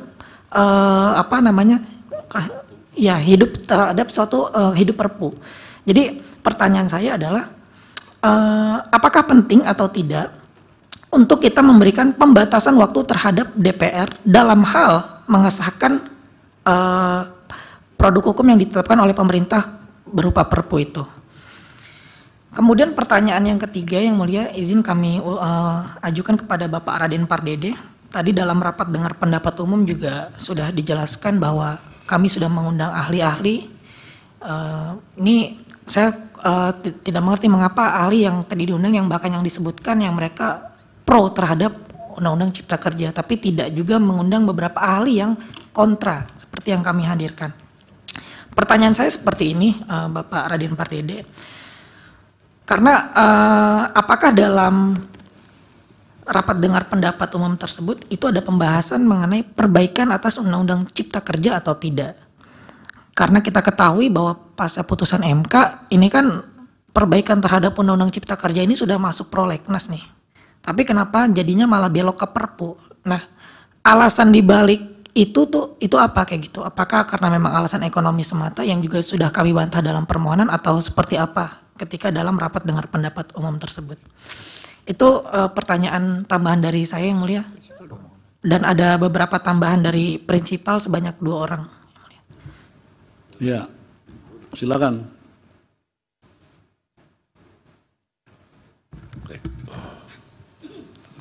Baik, terima kasih Yang Mulia. Pertama saya ajukan pertanyaan ini kepada Profesor Gede Astawa dan Profesor Satria Anyanto dan mohon dijawab dari pertanyaan ini. Pertama, bagaimana bila Perpu dibuat justru menimbulkan kekacauan di masyarakat karena subjektivitas presiden itu dianggap bentuk penghambaan pada korporasi maupun oligarki berupa legalisasi keserakahan atau keuntungan yang tidak normal dan mengabaikan kepentingan rakyat banyak, sehingga menimbulkan gejolak di mana-mana dan tidak mungkin ada pemblokiran pelabuhan, pemblokiran jalan dan sebagainya karena kemarahan terhadap ini. Apakah hal seperti ini menjadi subjektivitas presiden yang dibenarkan? Yang kedua, apakah ahli tahu ada tafsir MK yang tadi disebutkan di 43 tadi, atau lebih tepatnya tadi di yang dibacakan oleh, bahwa saking pentingnya ketika sidang berjalan pun maka Perpu itu harus disidangkan pada masa itu juga, bukan pada sidang berikutnya, pada masa itu juga disidangkan. Itu adalah tafsir dari MK. Saudara ahli tidak mengutip ini. Pertanyaan saya, apakah saudara ahli tidak tahu adanya keputusan MK seperti ini atau sengaja menyembunyikan? Kalau sengaja menyembunyikan, ya ini tidak lagi objektif. Kalau tidak tahu, gugurlah sebagai ahli, karena hal yang paling penting dari persidangan ini, inti daripada inti sidang ini adalah mereka melakukan pengesahan keluar dari peraturan yang ada, yaitu yang bahkan sudah ditafsirkan oleh MK itu sendiri. Pertanyaan saya juga berikutnya adalah, adakah lembaga yang lebih otoritatif, yang lebih superior, lebih hebat ya daripada MK untuk menafsirkan satu undang-undang dasar atau undang-undang mengenai sesuatu? Kalau menurut saksi ahli ada, itu siapa? Kalau tidak ada, maka harusnya ahli setuju dengan putusan MK yang menyatakan sidang berikutnya itu adalah secepat-cepatnya. Intinya begitu. Bahkan sidang yang sedang sidang itu juga harus dilakukan. Kemudian saksi fakta Saudara Raden Pardede, apa penjelasan Saudara Raden Pardede ketika 9 hari sebelum Perpu lahir, yaitu 21 Desember 2022, Menteri Keuangan Saudara Pardede yang Ibu Sri Mulyani mengatakan dengan gagah dan tersenyum ria lah kira-kira begitu, perekonomian Indonesia stabil, modal bagus menuju 2023. 9 hari kemudian Indonesia akan menghadapi kegentingan yang luar biasa karena perang Rusia dan Ukraina dan lain-lain sehingga dikeluarkan Perpu. Apakah memang Menteri Keuangan Saudara Pardede yang Anda maksudkan itu secepat itu? Jangkauannya hanya 9 hari. Padahal setahu saya Menteri Keuangan itu harus bisa menjangkau pikirannya setahun, 2 tahun, 3 tahun, bahkan 10 tahun ke depan. Tapi 9 hari langsung dibatalkan. Tolong jawab pertanyaan saya, apakah iya Menteri Keuangan itu secepat itu atau memang ada satu yang luar biasa sehingga keluarnya Perpu? Dan apakah juga Menteri Keuangan tidak tahu bahwa 10 bulan sebelumnya telah terjadi perang Ukraina dan Rusia yang dimulai bulan Februari kalau tidak salah itu. udah mulai perang dan dia tidak tahu sehingga mengatakan seperti itu, tangguh, kokoh dan sebagainya. Kemudian yang keempat, saudara saksi Zulfian Safrian. Saya mengakui tentang UMKM itu adalah bagus. Banyak terobosan-terobosan di situ. Tapi ini mengandung 11 karakter.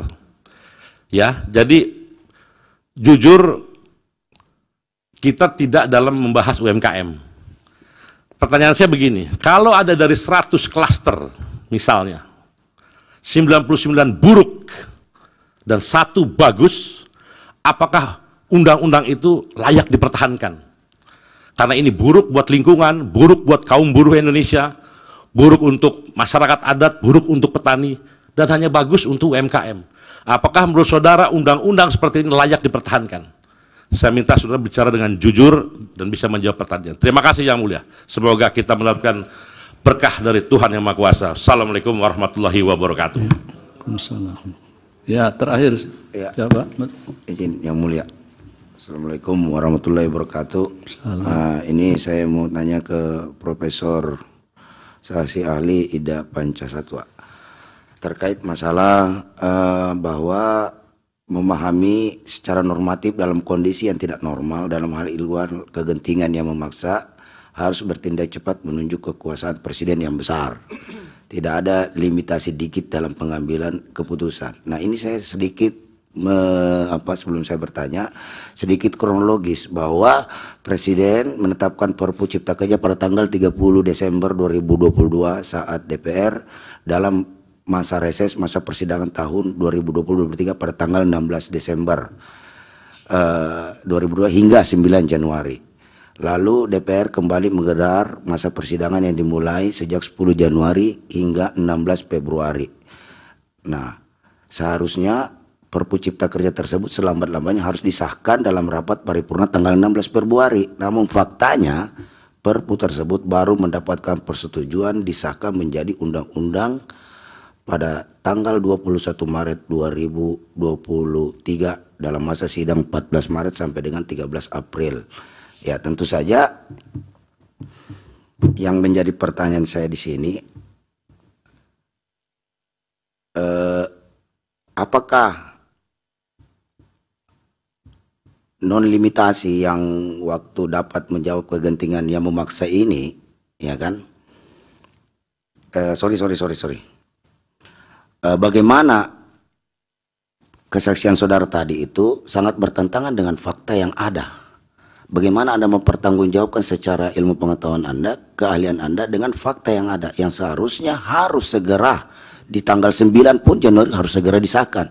Namun tiba-tiba pada tanggal 30 terlalu jauh. Jadi kegentingan memaksanya ini tidak memenuhi unsur karena waktunya terlalu panjang. Kalau memang kegentingan memaksa yang dimaksud oleh pemerintah itu harus pada saat itu harus diputuskan.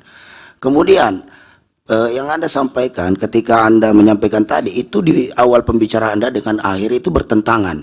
Di awal ketika Anda menyampaikan bahwa pertanyaan terakhir bahwa presiden dalam ke depan tidak perlu lagi ada dalam penetapan Perpu ini limitasi, tidak perlu dibatasi limit waktu. Nah, bagaimana menjawab secara ilmu pengetahuan kegentingan memaksa itu tanpa batasan limit waktu? Justru kegentingan memaksa ini harus dibatasi dengan limit waktu. Menurut saya Pak Ahli, ya, walaupun saya bukan profesor, tapi kegentingan memaksa itu harus dibatasi dengan waktu.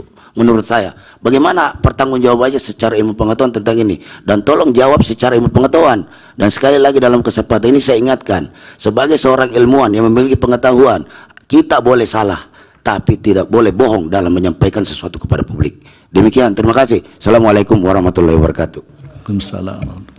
Baik, terima kasih. Dari kuasa presiden ada pertanyaan atau sudah cukup? Silakan. Terima kasih Mulia, kami sudah cukup Yang Mulia. Ya, baik. Silakan ahli Prof. Pak Hakim dulu ada. Oh ya, Yang Mulia Pak Wahid silakan. Terima kasih Yang Mulia Ketua. Pertama, terima kasih kepada kedua narasumber atau ahli, Prof. Astawa dan Prof. Satria Arinanto, dan juga saksi Zulfian Safrian dan Raden Pardede. Saya fokus ini perkara nomor 54.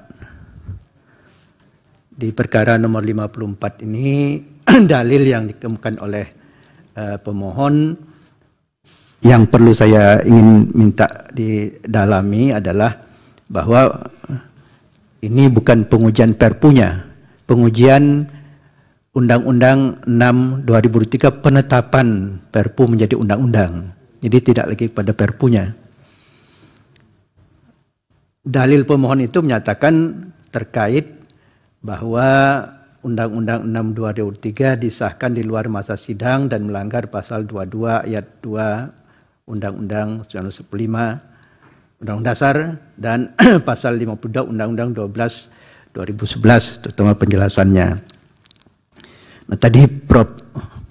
Pak Astawa sudah menyatakan ya diperlukan tafsir dan diserahkan kepada mahkamah gitu dengan ada sedikit ya irah-irah rambu-rambu dan lain sebagainya.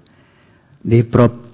Satria Inanto juga di terakhir di tertulisnya menyatakan bahwa terkait perdebatan masa persidangan yang berikut yang pasal 22 itu sama pendapatnya dengan keterangan DPR tanggal 17 Juli 2023 ya. Nah, yang ingin saya ini pertanyakan pertama ya,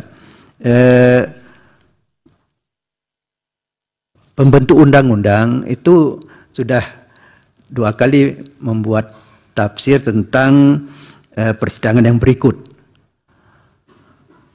Pertama ketika Undang-Undang 10/2004 tentang putusan perundang-undangan, kemudian itu waktu itu di pasal 25 ayat 1 dan penjelasannya yang disebut persidangan berikut adalah persidangan DPR yang hanya diantarai satu masa reses.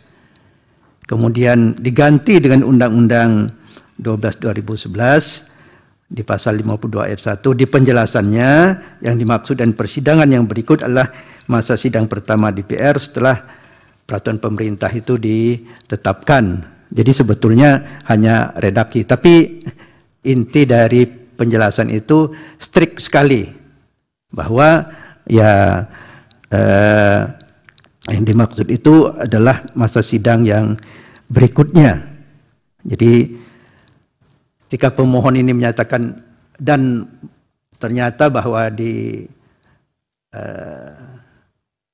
setujuinya itu pada masa sidang yang keempat melewati masa sidang yang berikutnya ini, dan ingin saya pertanyakan satu saja ke Prof. Satria Arinanto, apakah ahli dimintakan konsultasi terkait bahwa ini akan disetujui pada masa sidang yang bukan pada masa sidang berikut itu? Dan apakah ahli waktu itu memberikan pandangan, pendapat ya terhadap itu? Jadi saya itu saja karena di makalah ini sudah cukup jelas diuraikan, tapi terkait alasan pemohonan di perkara 54 ini yaitu, dan itu apakah ahli terutama Pak Satria Inanto itu ditanya dikonsultasikan bahwa ini DPR tidak akan menyetujuinya pada paripurna yang masa sidang berikut, tapi kemudian pada sidang yang keempat atau setelahnya baru ditanya, dan bagaimana pendapat dari Prof. Saya kira itu saja yang ingin saya minta penegasan saja gitu ya. Terima kasih Yang Mulia Ketua. Ya, terima kasih Yang Mulia. Yang Mulia Prof. Yani silakan. Baik, terima kasih Yang Mulia Pak Ketua. Saya singkat saja karena sudah banyak yang menyampaikan pendapatnya. Saya kepada ahli Prof. Gede dan Prof. Satya. Jadi tadi saya mendengar dan menyimak bahwa berkaitan dengan pembentukan Perpu ini harus kita lihat dalam perspektif keabnormalan begitu. Kalau kemudian ini dikaitkan dengan keabnormalan, apakah kemudian proses pembahasannya untuk kemudian ditetapkan itu juga mestinya melewati fase yang keabnormalan, tidak disamakan dengan pembahasan sebuah undang-undang. Itu bagaimana kemudian perspektif dari kedua ahli? Itu saja, terima kasih. Ya, baik, terima kasih Yang Mulia. Yang Mulia Pak Manahan, silakan. Baik, terima kasih Yang Mulia Pak Ketua. Saya kepada Pak Panca Astawa, demikian juga kepada Prof. Prof. Satya Arinanto, hubungan yang tadi antara teori Fries-Hermesen itu ada beberapa teori memang mengenai soal Fries-Hermesen itu. Namun di sini yang ditonjolkan oleh Prof. Panca Astawa itu melakukan tindakan tanpa harus terikat sepenuhnya pada undang-undang. Ini yang fokusnya yang mau saya tanyakan, dihubungkan dengan adanya putusan nomor 91 tahun 2020 itu, di mana putusan itu memberikan perintah untuk melakukan perbaikan secara formal terhadap Undang-Undang Cipta Kerja itu, dan masa waktu yang sudah ditentukan itu juga.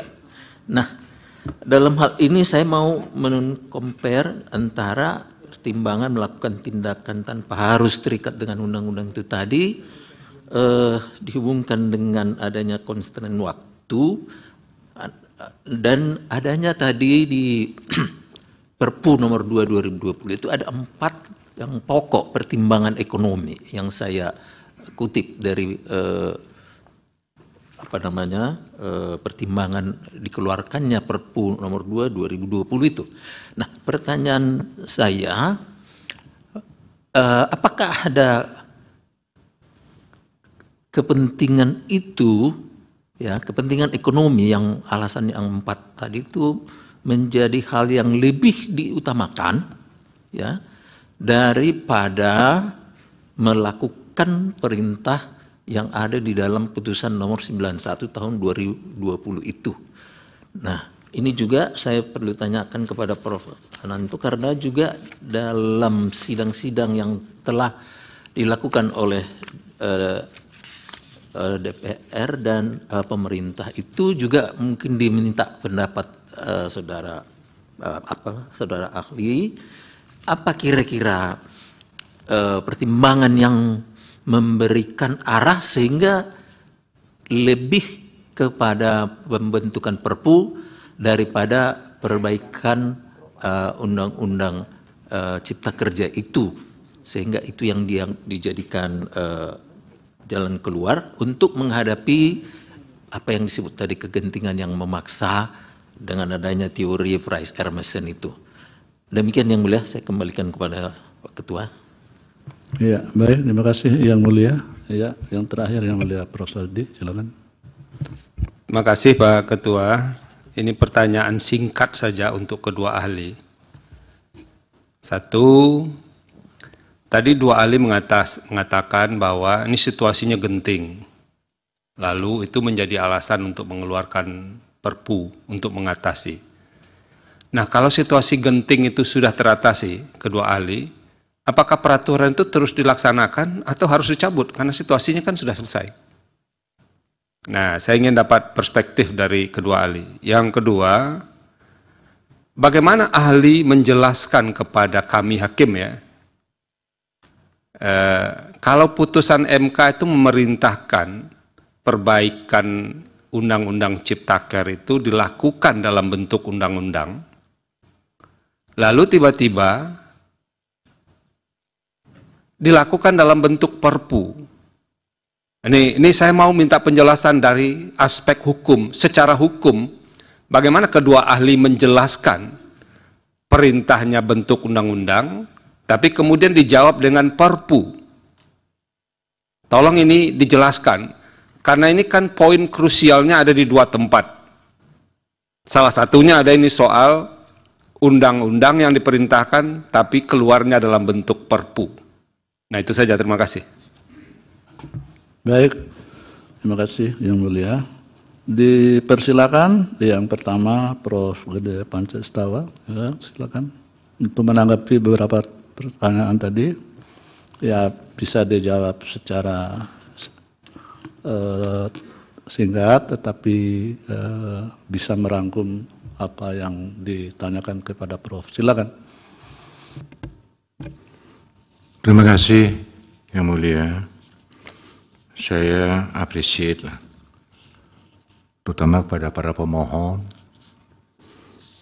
Saya mencatat sini banyak sekali yang mengajukan pertanyaan. Jujur, saya appreciate dengan semangat Anda. Hanya barangkali saya menyampaikan pandangan saya mungkin cepat, padahal saya sendiri menilai persoalan waktu ini debatable. Kan begitu kan? Bahwa Anda sebagai para pemohon itu berpendapat seharusnya cepat, kan saya kutip, saya sudah katakan, saya kutip. Ya, demikian juga dari keterangan DPR juga. Mempunyai alasan-alasan untuk itu. Ya. Atas dasar itulah kemudian saya memberikan saran kan, barangkali karena cepat ya, saya berikan saran sebaiknya kita serahkan kepada Yang Mulia Majelis Hakim untuk memutus secara bijak. Harapan saya apa? Jujur saya akui bahwa saya memang tidak tahu, seperti yang ditanyakan oleh prinsipal. Karena ketidaktahuan saya, makanya baik kita serahkan kembali kepada Yang Mulia Majelis Hakim. Untuk apa? Mengatasi debatable yang ada ini, gitu loh. Karena poin dari pertanyaan-pertanyaan yang diajukan itu fokus kepada persoalan limitasi waktu. Ya. Dari pemohon menghendaki cepatnya. Kalau di sini DPR ada juga alasan-alasannya kenapa tidak bisa cepat, gitu. Nah tentu saja sulit kan untuk mencari menengahi ini. Saya sarankan, silakan kita serahkan kepada Yang Mulia. Hanya dengan catatan saya katakan, semacam kisi-kisi lah, tanpa bermaksud untuk mendahului gitu loh. Bagi saya yang penting adalah controlling dari Dewan. Dan terlebih mengakomodir apa yang menjadi perintah dari putusan MK. Yang berkaitan dengan apa? Meaningful participation. Kan itu yang ingin Anda kendaki ya. Karena itu makanya saya serahkan. Itu saran saya gitu loh. Ya, dalam ini saya objektif, saya tidak berpihak pada siapapun gitu. Dan saya akui secara jujur saya tidak tahu putusan MK tentang yang demikian itu yang tadi dikutip oleh yang prinsipal yang ada di belakang gitu ya. Kemudian banyak sekali pertanyaannya. Saya coba ringkas saja nih. Yang kedua, perbedaan pengujian antara MK dan DPR. Ya. Tentu saja berbeda. Yang Mulia di sini itu menyidang dalam kapasitas menilai dari sisi wet matah, pertimbangan hukumnya. Ya. Sementara DPR dia mereview dari sisi politikal, dari sisi legislatif, posisinya sebagai badan legislatif, dua hal yang berbeda tentu saja. Dia tidak mereview dari sisi hukum DPR itu. Sementara sekali lagi MK ini dari sisi wet matah, ya jelas berbeda itu.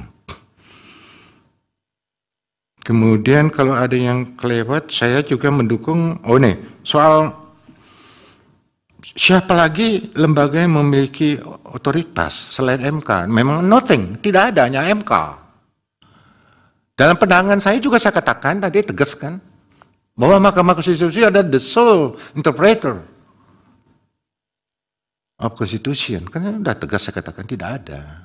Ya, saya tidak menafikan itu dan saya hormat pada MK ini. Saya menghargai itu. Saya pikir itu dari pemohon karena poinnya kepada persoalan limitasi waktu aja sebetulnya. Kemudian dengan segala hormat juga saya mencoba untuk menyampaikan jawaban atas apa yang ditanyakan oleh Yang Mulia. Mana dia nih? Oh ini. Yang Mulia Wahidudin. Memang betul Yang Mulia, bahwa yang dipersoalkan itu adalah dari sisi penetapan Perpu menjadi undang-undang. Dilihat dari sisi pengujian secara formilnya gitu. Terutama yang berkaitan dengan lagi-lagi soal waktu ini. Benar, saya setuju dengan Yang Mulia. Jadi bukan kepada Perpunya, ditetapkannya Perpu menjadi Undang-Undang Nomor 6 tahun 2023. Nah, ini persoalan sidang berikutnya ini memang jujur aja saya katakan, kalau kita simak baik-baik, peraturan pemerintah itu disampaikan kepada DPR pada persidangan yang berikut. Logika saya tidak seketika itu, gitu. Sidang yang berikut. Bahwa kemudian MK memutus lain, kembali pada penafsiran MK. Ya kita harus hargai. Kalau saya, dalam pandangan saya, pada persidangan yang berikut artinya tidak pada saat DPR bersidang disampaikan. Tapi memang prinsipnya kalau bisa cepat mengapa harus lama? Prinsipnya. Kan gitu kan? Yang mulia Prof, ini betul. Kalau saya memandang Perpu ini diterbitkan oleh Presiden untuk menjawab kondisi yang tidak normal. Apakah harus melewati fase yang tidak normal pula? Ya tentu saja kalau kita bandingkan dengan pembahasan satu undang-undang, rancangan undang-undang itu berbeda. Bahwa tahap-tahapannya kembali kepada tata tertib yang ada di DPR. Sekali lagi, biar jangan sampai misal terjadi potensi penyimpangan terhadap dasar-dasar konstitusional sebuah negara konstitusi atau negara hukum, memang itulah pentingnya segera diakhiri. Kalau memang dijumpai di Tenggarai ada penyimpangan dasar konstitusional ataupun dasar negara hukum, ya. Kalau mengutip pendapat dari Clinton Rossiter yang juga sama-sama dikutip oleh Prof. Satya, memang potensi itu pasti akan terjadi, ya. Karena itu dikatakan bahwa seorang presiden itu bisa bertindak diktator tapi konstitusional. Satu istilah yang kontradiktif memang. Satu sisi dikatakan diktator tetapi konstitusional. Itu untuk apa? Untuk menjawab kondisi yang tidak normal itu. Gitu. Sah secara konstitusi, tapi sesuatu yang tidak bisa dihindari. Nah, untuk mencegah jangan sampai dia berlarut bertindak diktator, itulah pentingnya controlling dari DPR itu. Gitu. Jadi sekali lagi yang mulia Prof, ini logikanya memang menjawab kondisi tidak normal, fasenya juga harus menjadi tidak normal. Dalam arti sesegera mungkin gitu.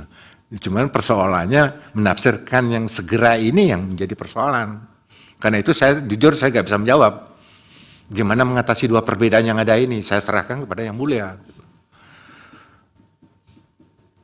Nah, yang mulia Manahan Stompul, yang Pres Hermessen tanpa terikat pada satu undang-undang, namanya juga kewenangan bebas yang mulia. Yang namanya juga Vrijbevoegdheid, tentu dia memang tidak terikat. Kan tadi saya katakan dalam pandangan saya, satu-satunya yang menjadi koridor pembatas adalah asas-asas umum pemerintahan yang baik.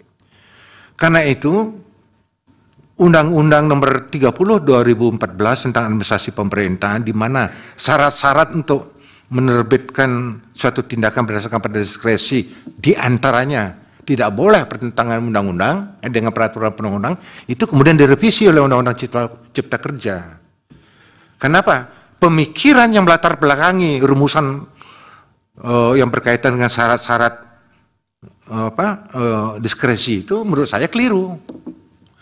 Karena itu Undang-Undang Cipta Kerja yang merevisi dihilangkan itu. Tidak boleh bertentangan dengan peraturan perundang-undangan, dihilangkan. Saya setuju.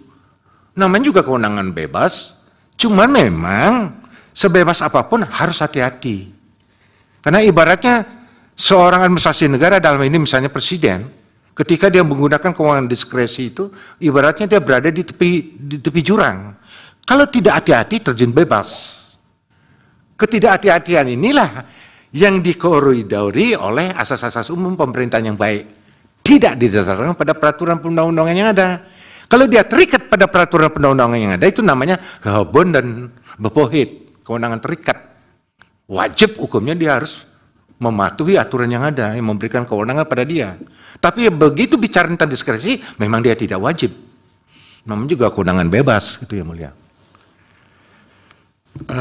Ahli. Ya.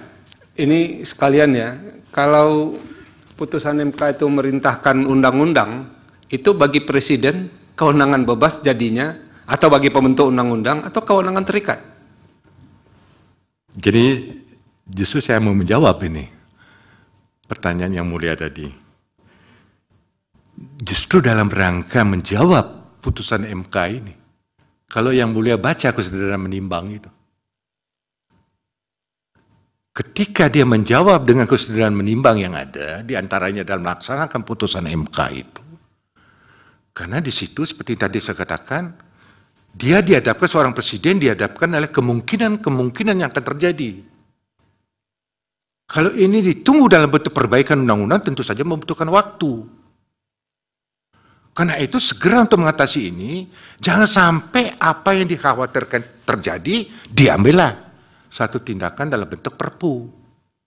Justru memenuhi keinginan atau perintah dari putusan MK itu seperti yang tertera di dalam kesadaran menimbang itu yang mulia. Kalau saya menjawab tegas, saya katakan ini dalam rangka menetapkan undang-undang. Hanya memang diterbitkan dalam bentuk perpu karena dihadapkan oleh kondisi yang tidak normal. Tidak normal itu berarti seperti yang dikatakan oleh Prof. Satya itu tidak mesti harus menunggu negara itu bangkrut. Atau kalau sesuatu kekhawatiran itu sudah terjadi, nggak begitu maksudnya. Makanya tadi saya sampaikan, yang namanya diskresi fresh assumption itu adalah mempertimbangkan, memperkirakan, menduga, dan menilai. Begitu yang mulia. Jadi mohon maaf kalau ada yang terlewat, tapi mudah-mudahan tidak, karena memang fokus kepada persoalan limit waktu. Demikian yang mulia. Terima kasih. Baik, terima kasih ahli. Selanjutnya Prof. Satya Arinanto, silakan. Terima kasih Yang Mulia. Tadi pertama menanyakan latar belakang pendidikan. Jadi mungkin singkat aja, sejak saya lulus S1 itu memang di Fakultas Hukum, tapi waktu itu dekan saya almarhum Profesor Charles Simawan menasihatkan supaya saya jangan belajar masalah hukum tata negara dan hak asasi manusia aja, tapi belajarlah ya aspek-aspek ekonomi. Jadi ketika saya kebetulan mendapat beasiswa, itu saya ambil juga mata kuliah yang terkait dengan aspek ekonomi ya. Itu misalnya waktu itu ada tentang EEC Law itu tahun 1992. Kemudian mungkin bisa dibaca dalam CV saya, tetapi kalau ditanya 3 pendidikan yang terakhir itu, saya mengikuti Executive Education di University of California, Berkeley tahun 2017, di Cambridge University, United Kingdom, secara offline 2018 dan online 2020-2021, ada sertifikatnya. Dan juga sebelum pandemi di Chuangkong Graduate School of Business di Shanghai. Itu yang terkait dengan ekonomi. Tetapi saya kira untuk menilai keadaan ekonomi tidak perlu semata-mata dari pendidikan formal. Sehari-hari kita juga walaupun mungkin tidak berpendidikan pasti berhadapan dengan masalah ekonomi, ya, kenaikan harga-harga, bagaimana memenuhi kebutuhan pangan, bagaimana bisa membayar sekolah putra-putri kita dan sebagainya. Jadi itu kenyataan ya, dan tentunya dari bacaan-bacaan. Misalnya saya berlangganan di Ekonomis dan berbagai majalah luar negeri. Media massa tiap hari itu berita ekonomi. Begitu saya kira banyak sekali. Itu dibaca semua karena menarik. Misalnya sekarang dampak geopolitik perang Rusia Ukraina, naiknya harga beras. Sekarang ini karena El Nino juga dan mungkin ada hal lain. Jadi itu aspek-aspek ekonomi saya kira begitu. Demikian pula ketika tadi masalah perpu itu yang aspek ekonomi, karena itu aspek teoritis yang juga dulu saya pernah baca diantaranya dari pendapat Profesor Bagirmanan mengenai berbagai aspek, tidak hanya politik, berbagai macam aspek bisa untuk melatar belakangi terbitnya perpu, termasuk aspek ekonomi. Nah kemudian tadi mengenai beberapa pertanyaan tadi yang juga termasuk dari prinsipal ya. Mohon maaf kami tadi sudah disumpah, jadi nggak ada maksud untuk berbohong di sini karena itu di bawah Al-Quran saya. Ya, mohon tidak disebutkan, jangan bermaksud berbohong. Tidak ada dalam kamus hidup saya, apalagi di bawah sumpah. Tadi Anda lihat sendiri tadi. Ya. putusan-putusan MK itu ya tentunya kita pelajari.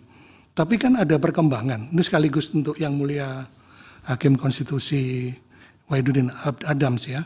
Memang ada peraturan-peraturan yang menyebutkan mengenai makna kegentingan yang maksa tadi dalam Undang-Undang 10 2004 dan sebagainya ya, dan seterusnya. Karena dulu saya juga ikut membantu di Dirjen Kumdang dulu ya, waktu itu ya, untuk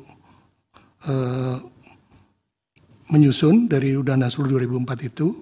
Tapi kemudian dalam perkembangan juga ada putusan MK yang menekankan pada meaningful participation. Nah, bagaimana mengakomodir beberapa peraturan perundang-undangan termasuk putusan MK itu, sehingga menjadi undang-undang yang baik. Kan begitu yang dihadapi oleh pemerintah, saya kira. Sekaligus menjawab pertanyaan Yang Mulia Profesor Saldi Isra, memang putusan MK waktu itu memerintahkan perbaikan atau dalam bentuk undang-undang. Tapi kemudian dalam proses perbaikan, pemerintah mencari-cari juga ini bagaimana formatnya, karena juga dari pemodal yang atau investor yang sudah memberikan dananya juga mereka bersiap-siap cabut juga begitu. Sementara ada perkembangan perekonomian yang mohon izin nanti ditambahkan oleh Pak Raden Pardede sebagai ekonom. Itu menunjukkan ada kecenderungan bahwa kita akan menghadapi permasalahan perekonomian dalam tahun 2023 ini. Ada beberapa indikator yang nanti Pak Raden Pardede lebih tahu dari saya nanti daripada saya ditanya latar belakang pendidikan ya. Nah, ini menyebabkan kita mengambil alternatif. Sebenarnya Perpu itu hanya bentuknya saja, tetapi perbaikan-perbaikan yang diperintahkan oleh Yang Mulia Hakim Konstitusi itu dilaksanakan. Misalnya ada perbaikan di sektor ketenagakerjaan, ini terkait alih daya atau outsourcing, dan juga terkait upah minimum, dan ketiga terkait perubahan kata cacat menjadi disabilitas dalam ini yang sekarang. Kemudian perubahan dari jaminan produk halal atau sertifikasi halal itu juga dilakukan ya, di mana ini menyangkut perluasan pemberian fatwa halal. Itu tidak hanya MUI pusat, tetapi ada MUI provinsi, MUI kabupaten kota, Majelis Permusyawaratan Ulama Aceh, atau Komite Faktual Produk Halal. Yang kedua juga ada penegasan pernyataan halal bagi usaha menengah, usaha mikro, dan kecil. Yang ketiga ada pengembangan kerjasama dengan BPJPH, dan sebagainya. Kemudian juga dilakukan harmonisasi pengaturan dengan Undang-Undang Nomor 7 Tahun 2021 tentang harmonisasi peraturan perpajakan dan Undang-Undang Nomor 1 Tahun 2002 tentang hubungan keuangan antara pemerintah pusat dan daerah. Kemudian pengelolaan sumber daya air menyangkut pelaksanaan sumber air berupa pengalihan alur sungai dan sanksi kegiatan sumber air berupa pengalihan alur sungai tanpa persetujuan. Juga ada perbaikan teknis penulisan yang menyangkut huruf yang tidak lengkap atau typo yang waktu itu juga pernah dipermasalahkan awal-awal ya, rujukan pasal atau ayat yang tidak tepat, kesalahan ketik, judul atau nomor, urut, bab, bagian, paragraf, pasal, ayat, dan butir yang tidak sesuai. Jadi ini beberapa perbaikan yang dilakukan yang juga untuk melaksanakan putusan Yang Mulia Hakim Konstitusi. Kemudian tadi yang dari Yang Mulia Hakim Konstitusi Manahan Sotompul sudah, maupun Ibu Prof. Eni Nurbaningsih sudah dijelaskan ya. Kalau saya sendiri tadi sudah tercakup dalam teori, konsep, dan model mengenai hukum tata negara darurat yang saya jelaskan tadi. Jadi itu tidak saya ulangi lagi karena tadi sudah ada di dalam paparan saya. Demikian mungkin kalau tadi sudah ya, yang Prof. Saldi juga kegentingan itu ya kalau sudah bisa diatasi kita kembali ke keadaan normal, saya kira begitu. Dengan beberapa teori, model, dan konsep ATN darurat tadi itu juga saya setuju pada hal itu. Walaupun ada penelitian bahwa Indonesia itu mengikuti legislatif model, tapi teori dan konsep itu tampaknya di Indonesia terpengaruh oleh beberapa pakar itu tadi. Ada 4 macam kelompok teori itu tadi. Nah, dalam hal ini memang kita belum bisa melakukan klaim karena sejauh ini yang tadi saya katakan juga pasal 22 ini masih asli, masih pasal asli. Kalau kita hanya melihat, mencoba membuka-buka literatur mengenai original intent, tidak banyak yang kita temukan mengenai pasal 22 itu, begitu. Sedangkan ini 78 tahun kemudian, bagaimana kita menafsirkan itu? Ya memang sudah ada beberapa peraturan perundang-undangan dan sebagainya, tetapi kondisi pasal yang masih asli ini juga kadang menimbulkan perdebatan begitu. Sama saja misalnya kita mendengar orang menekankan supaya kita selalu bermusyawarah sebelum mengambil keputusan. Tapi di UUD 45 pasalnya itu justru menyuruh MPR menetapkan dengan suara terbanyak. Itu pasal 2 ayat 3, belum dirubah pasalnya, yang mulia.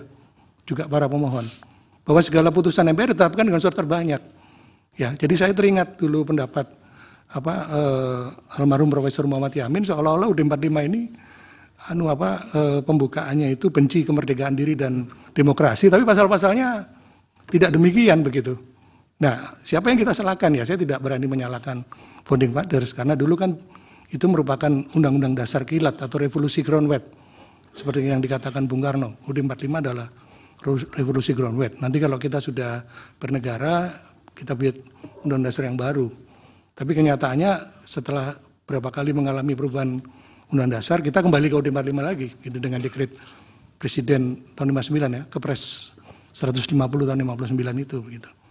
Jadi ini yang mungkin bisa saya tanggapi, mudah-mudahan tidak ada yang terlewat dan mungkin bisa juga nanti mohon izin ditambahkan aspek ekonomi oleh saksi sebagai ahli ekonomi. Demikian yang mulia, terima kasih. Ya, baik, terima kasih Prof. Ya, langsung ke saksi Pak Raden Pardede. Terima kasih yang mulia dan juga para pemohon. Pertama, kami langsung saja menjawab apa yang ditanyakan kepada kami. Ada 2 pertanyaan kepada kami. Pertama adalah apakah ada pembahasan tentang waktu yang disebutkan tadi, apakah masih ada waktu 11 bulan, kenapa dilanjutkan dengan Perpu? Apakah ada pertanyaan itu pada saat di DPR? Ada. Dan tentu waktu itu yang menjawab adalah kalau saya ingat kami adalah Dr. Reddy, Ahmad Reddy, dan para ahli hukum. Dan karena kami memang tidak kompeten menjawab itu, tapi itu kesaksian kami. Yang kedua tadi menyangkut pendapat dari Ibu Menkeu bahwa keadaan perekonomian stabil, tapi kemudian kenapa ada Perpu? Saya kurang tahu tentu apa yang dimaksud oleh Ibu Menkeu dan seperti apa pikirannya. Tapi kalau saya menilai bahwa saya paham tentang hal itu karena di satu sisi beliau harus menenangkan situasi, menenangkan investor, tetapi tentu meskipun diusahakan tenang, apakah beliau sudah yakin bahwa kita akan selamat dari krisis? Itu kita tidak tahu.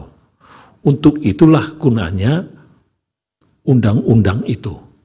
Meskipun mungkin kita bisa lewat, tetapi lebih bagus lagi kalau ada alat, kalau ada kepastian yang kita bisa pakai untuk memitigasi potensi krisis.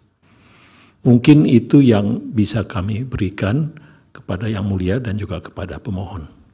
Terima kasih. Baik, terima kasih Pak Dede. Terakhir, saksi Pak Julfian, silakan. Iya, terima kasih banyak Yang Mulia. Terima kasih banyak juga pemohon atas pertanyaan yang sangat baik sekali. Jadi saya catat ada satu pertanyaan diarahkan ke saya terkait dengan klaster UMKM di Ciptaker. Jadi ya memang UMKM ini penting sekali untuk 2 alasan utama. Yang pertama adalah dari sisi kuantitas dan juga dari sisi kualitas. Dari sisi kuantitas karena kalau data dari Kementerian Koperasi UMKM itu ada sekitar 65 juta pelaku UMKM atau sekitar 1/5, 1/4 dari masyarakat Indonesia. Itu setara dengan kalau kita buat partai UMKM itu sudah partai terbesar di Indonesia.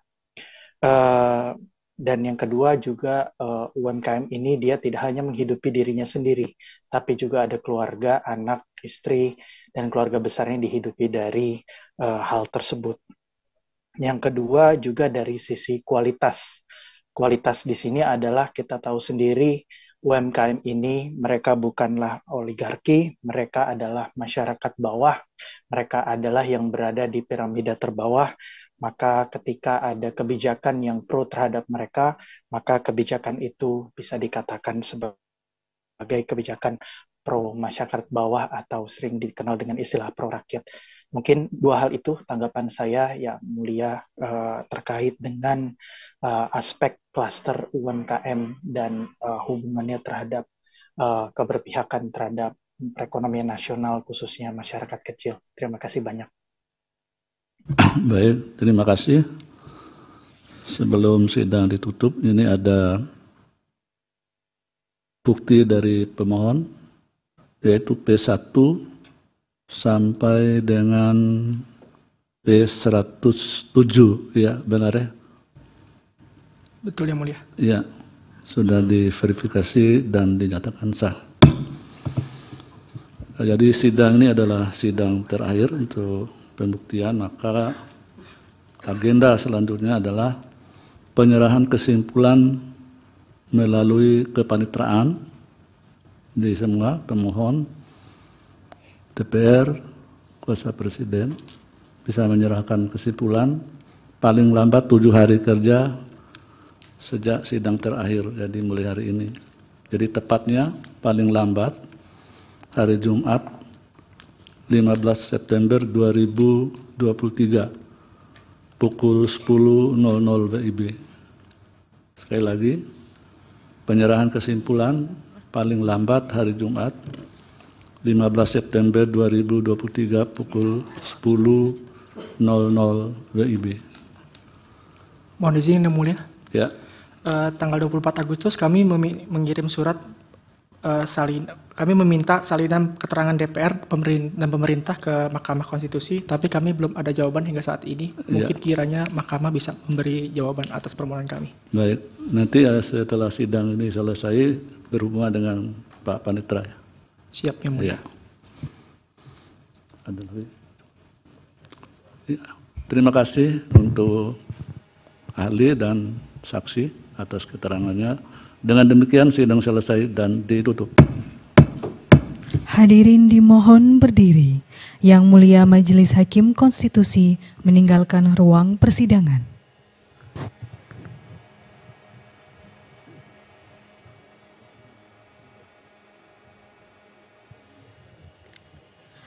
Hadirin disilakan duduk kembali.